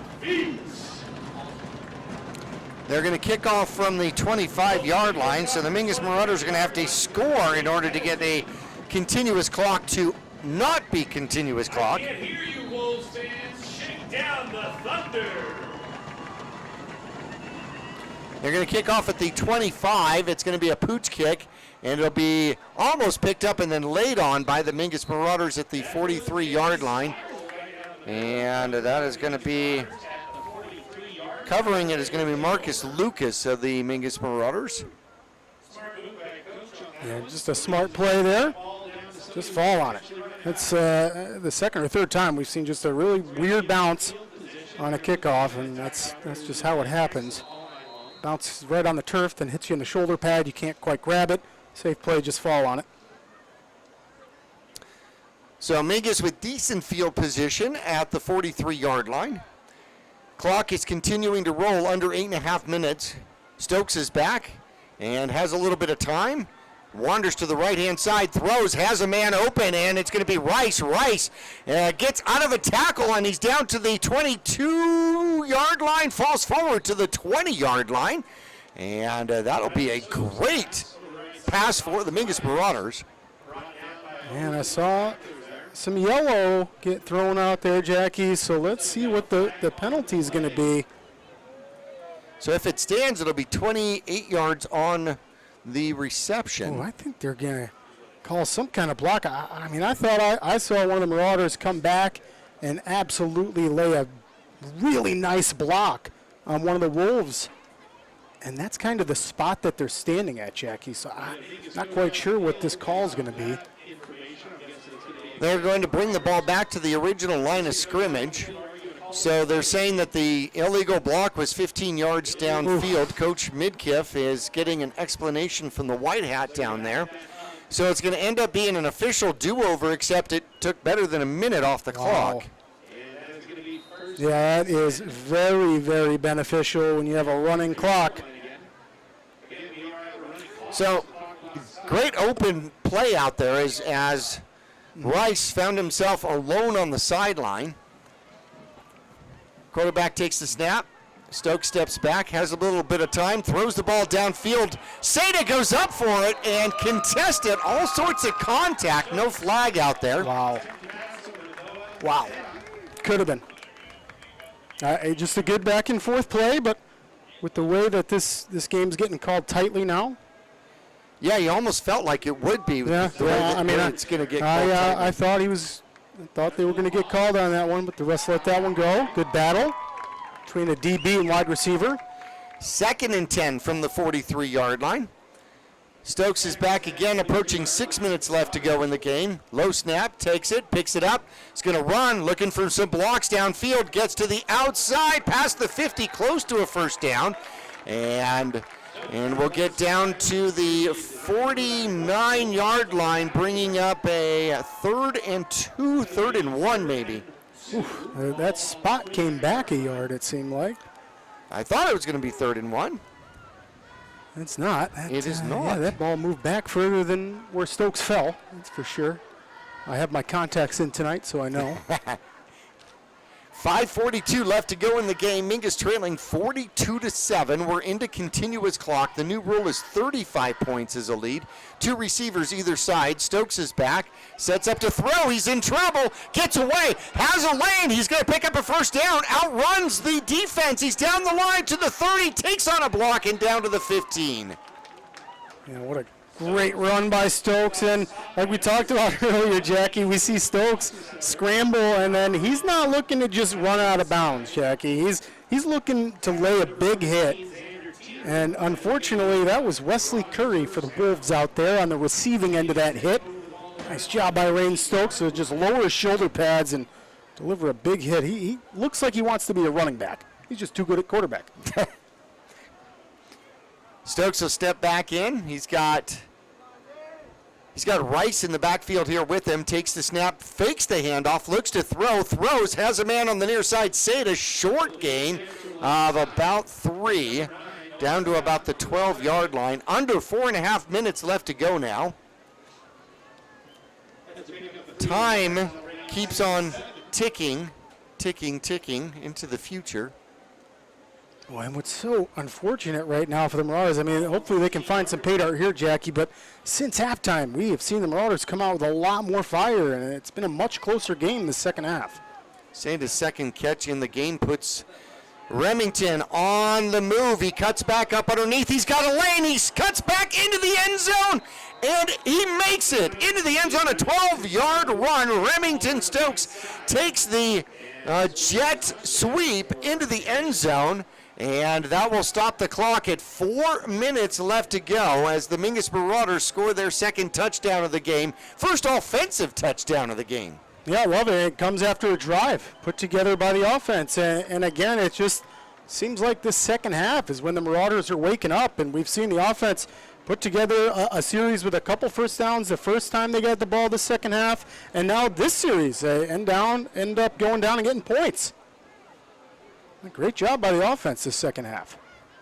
Big Brother Stokes out for the extra point. There's the snap. No, it's going to be a fake. Running the near side and looking for some help is going to be Rice, and he dives to the end zone, hits the pylon, and gets the 2-point conversion. So how about that? Rice was looking to pitch the ball back, and there was nobody on his side. Stokes had gone the other way. So, oops. And then he goes, oh, I guess I'll have to score this myself. So, that puts 2 points up there, 42-15. The Mingus Marauders with their first 2-point conversion of the season. And we are going to leave it here because we're probably going to get right back into the kickoff here. And now you got to wonder whether or not you're going to see an onside kick here for the Mingus Marauders. Yeah, I mean, I wouldn't blame Coach Midkiff for trying an onside kick. Might as well. Your team is playing so much better this second half. Not sure what it is right now, but these halftime adjustments we've seen from Coach Midkiff and the Marauders have been, I mean, nothing short of amazing the last couple weeks. I mean, Marauders have just got to come out in the first half a little bit hotter. But, yeah, I wouldn't put it past Aaron Midkiff to get the Marauders the ball back here. So coming out late here for the Mingus Marauders is going to be Jose Felix. Stokes approaches the ball and he pooches it. It goes to the right-hand side. It dives right at about the 22-yard line. Picked up, and Mingus converges. He loses the ball, and we'll see if Mingus comes up with it. I think Mingus may have gotten the fumble recovery. They did. And Seda comes up with it. Oh, what a huge play. Wow. Jackie, this is like an entirely different team we see in the second half. Well, here's what's fun out of that. Seda comes up with the fumble recovery, and so that now becomes one of the longest onside kicks I've ever seen. And it was well placed, too. Yes. He put it right in the spot where there was no players, and it just died right there. Now, here's what I'm really jealous about, because I can't get that kind of a backspin off my 7 or my 8 iron. You know? I usually hit the 8 iron, and then it's a ground ball for about 72 yards. What is backspin? I do, yeah. It's something where the ball just doesn't do what I want it to do. Mingus with the ball. They get the ball back at the 30-yard line. Stokes steps back, has a little bit of time, looks to run. He goes to the outside, throws, finds a man up underneath, and is still on his feet and diving forward till they could blow him down. He didn't think he was down, but the umpire's going to put the ball back down. Mingus with the reception out there. And Mingus now with a timeout. It's going to be Remington Stokes with the reception. We're going to take a quick break with him. We'll return to Estrella Foothills High School in 30 seconds. Yavapai College has many degree and certificate programs to get you on track to a rewarding, well-paying career in a variety of industries such as healthcare, manufacturing, construction, elementary education, and art. Fall semester starts on August 15th, so there's still time to register. Visit us online today at yc.edu/admission to connect with your future career. Welcome back to Estrella Foothills. 3:08 left to go in the game. Mingus down 42-15, but driving again. So they score the touchdown on the 12-yard run by Remington Stokes. They get the fumble recovery at the 30-yard line on the kickoff. One pass play down to the 15, and Mingus trying to score their most amount of points for the season here so far. Stokes is back. He's got Rice, puts a man in motion. There is the snap, and they hand it off, and it is going to be a jet sweep, and coming inside the 10 and to the 9-yard line. Running the ball is going to be Xavier Thompson for Mingus. Picks up 6. Good yardage there for Mingus.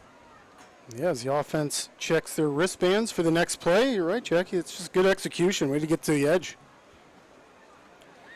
Jet sweep works. Now he goes out to a wide receiver position. Stokes takes the snap and looks to throw. Has a man in the end zone. Throws into double coverage. And it is a touchdown. A contested ball, and going up to get it out there is the Mingus Marauders, and I believe that is Miller, the tight end, who comes down with the reception out there for the, what worked out to be a 9-yard touchdown pass for the Mingus Marauders. Incredible. What a spectacular catch. I couldn't even see that one myself, really, Jackie. That's at the very far side of the field in the corner, and if you were watching on your screen, you couldn't see it either. That's just a great ball, and like you said, contested. So Mingus is set up to go for 2 out here. There is the snap, and they will hand it off to Rice. Rice battles his way into the end zone for the 2-point conversion. And just like that, Mingus has scored 16 unanswered here at Estrella Foothills. We're going to take a quick break. The Mingus Marauder onside kick should be coming up right after this. Yavapai College has many degree and certificate programs to get you on track to a rewarding, well-paying career in a variety of industries such as healthcare, manufacturing, construction, elementary education, and art. Fall semester starts on August 15th, so there's still time to register.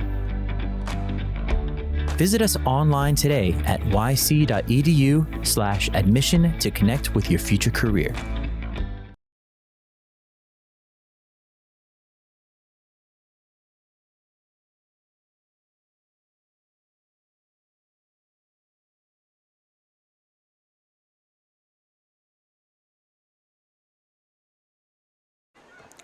Casey Valenzuela falling on top of the ball, making the safe play. Unmuted.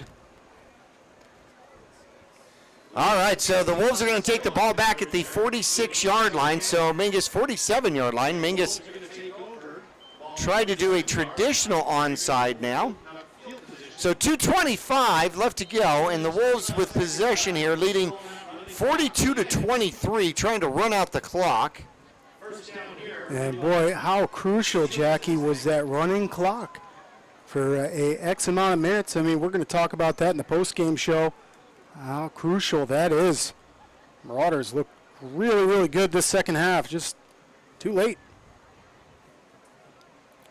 Quarterback up under center, takes the snap, and Ray is going to pitch it to the near side. And finding his way through, and Mingus catches him and throws him backward a little bit, but not until he picks up a pretty decent gain of about 6 out there.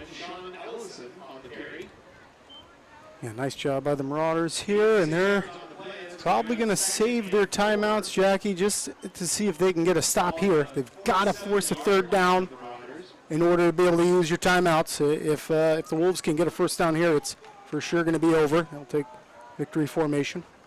Approaching 1:20 left in the game. Tight formation here. Ray trying to lead his troops. Looks like he's doing a little coaching out there on the field as well. 2 receivers to the near side. This is set up as a sweep, and they do run it to the right-hand side.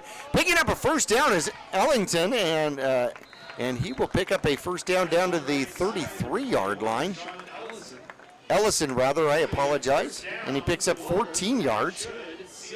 Boy, and the Wolves do a great job, offensive line, getting the push there, and that was probably going to be the dagger, Jackie. The Wolves able to get the first down, and it really doesn't matter if the Marauders use their timeouts. The clock is going to run out. 40 seconds left to go. It looks like they have to snap the ball once, and the white hat taps his knee, which indicates that victory formation is coming up, so he's warning the rest of his crew. And I believe they will only have to kneel on the ball once out here. In victory formation are the Wolves, and they will take the knee. Mingus not going to stop the clock out there, and that's going to end the ball game. 42-23, the saving grace. Mingus with the final 16 points in this one. Little too late out there against the Wolves. Mingus thrown into a continuous clock situation and unable to quite come back from it. So Mingus falls to 0-2. Estrella Foothills 2-0 on the season. We got our post-game show coming up right after this.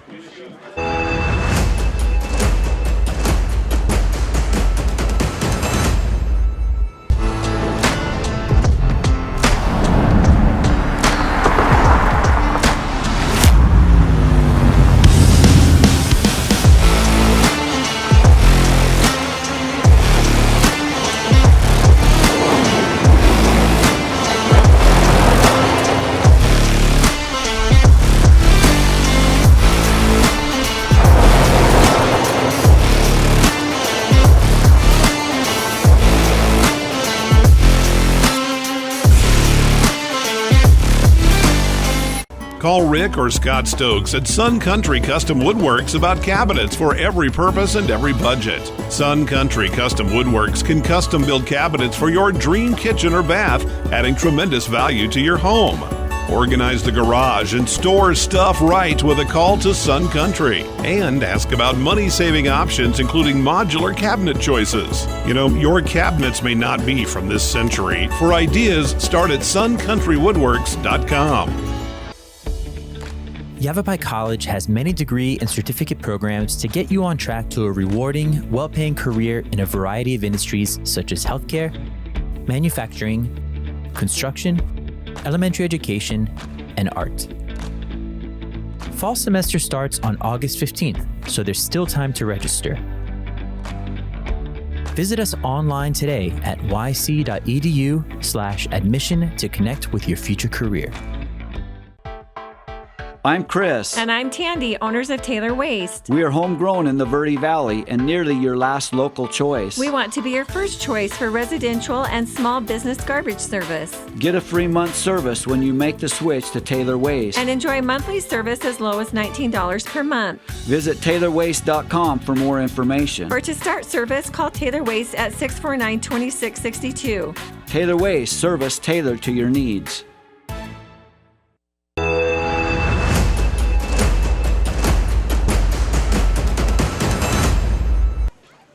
Well, final score here, they took it off the board. How about that? That was quick.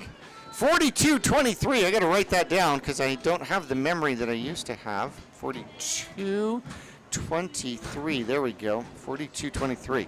Dang it, now I can't remember who won.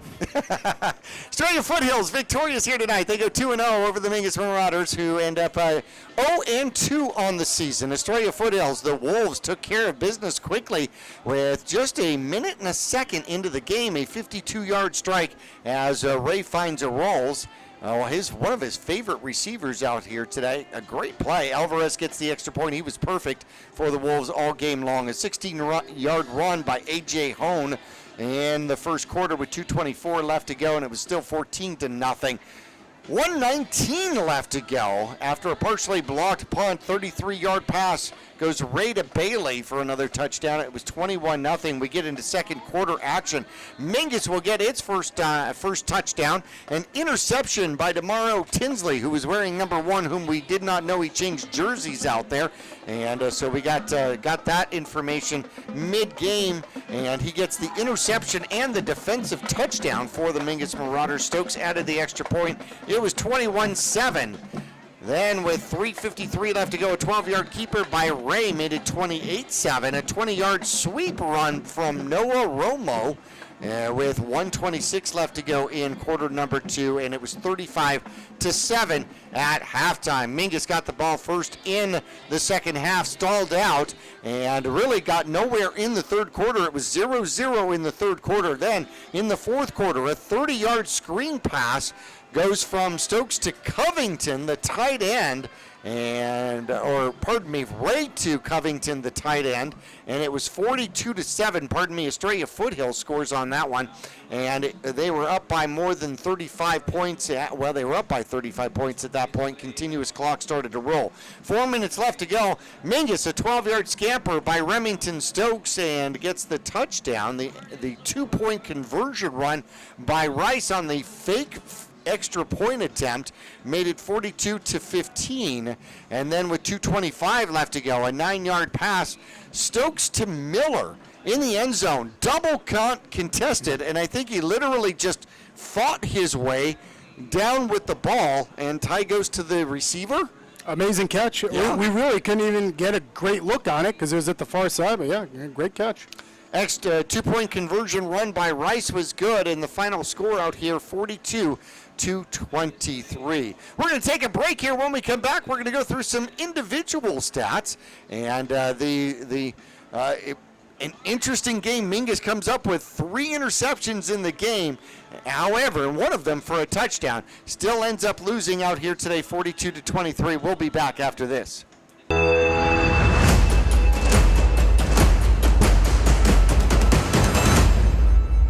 Stay cozy and comfortable with Fiskor Heating and Cooling. At Fiskor Heating and Cooling, we bring warmth to your winters and cool comfort to your summers. Our friendly team of experts is dedicated to keeping your home just the way you like it. Whether it's a tune-up, repair, or a brand new system, you can count on us for reliable and speedy service with a smile. Your comfort is our priority. Choose Fiskor Heating and Cooling for a happier, cozier home. Call Fiskor Heating and Cooling. We're here for you. Let's go, Marauders! Larry Green Chevrolet has been an important partner to this community for over 30 years. Whether it be offering outstanding service and deals to the Verde Valley or providing support to schools, charities, and community events, we have made it a part of our business. We love and support the growth and future of Cottonwood and our surrounding areas. That's why we refer to our dealership as the People Place. Larry Green Chevrolet is a proud sponsor of Yavapai County, and we are proud to support our Mingus High School football. Go Marauders! All Price Insurance on Main Street in Cottonwood is your local insurance provider for personal and commercial insurance. Call and compare over 150 different insurance companies for home, auto, commercial, RV, motorcycle, boat, or ATV. Specialty insurance and insurance bonds are no problem at All Price Insurance in Cottonwood. When you're looking for a plumber, no matter the job, call D-Best Plumbing. From energy-saving tankless water systems to whatever remodel project you have in mind, from the simple to the exotic, D-Best Plumbing prides themselves on quality workmanship and efficiency. For honest and fair prices and plumbing problems done right the first time, call D-Best Plumbing at 928-567-8755 or find them online at d-bestplumbing.com.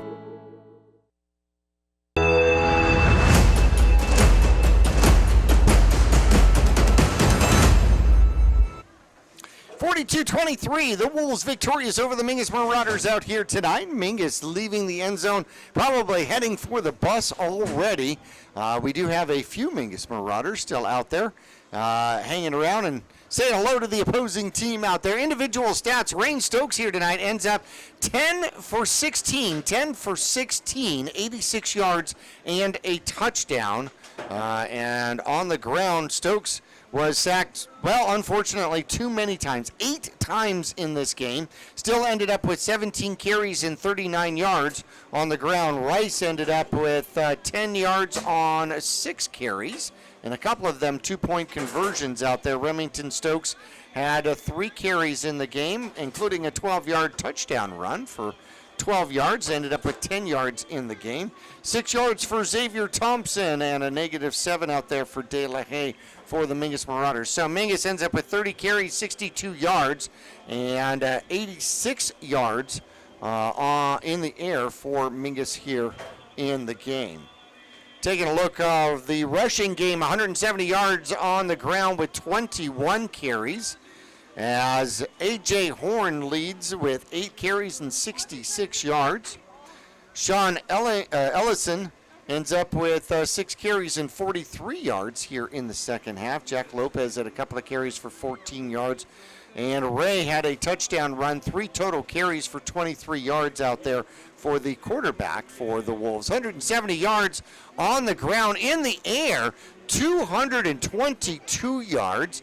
3 touchdowns and 3 interceptions in the game. One of them a pick 6 by Demario Tinsley in the first quarter. Remington Stokes had 1, and then we had, unfortunately, an ejection, and we're not 100% sure who got ejected out there for the Mingus Marauders. That's going to hurt because then you can't play next week. Yep. And the Mingus Marauders had a 3rd interception in the game as well. So Mingus took the ball away 3 times, which is fantastic, but unfortunately just couldn't offensively move the ball when they really wanted to.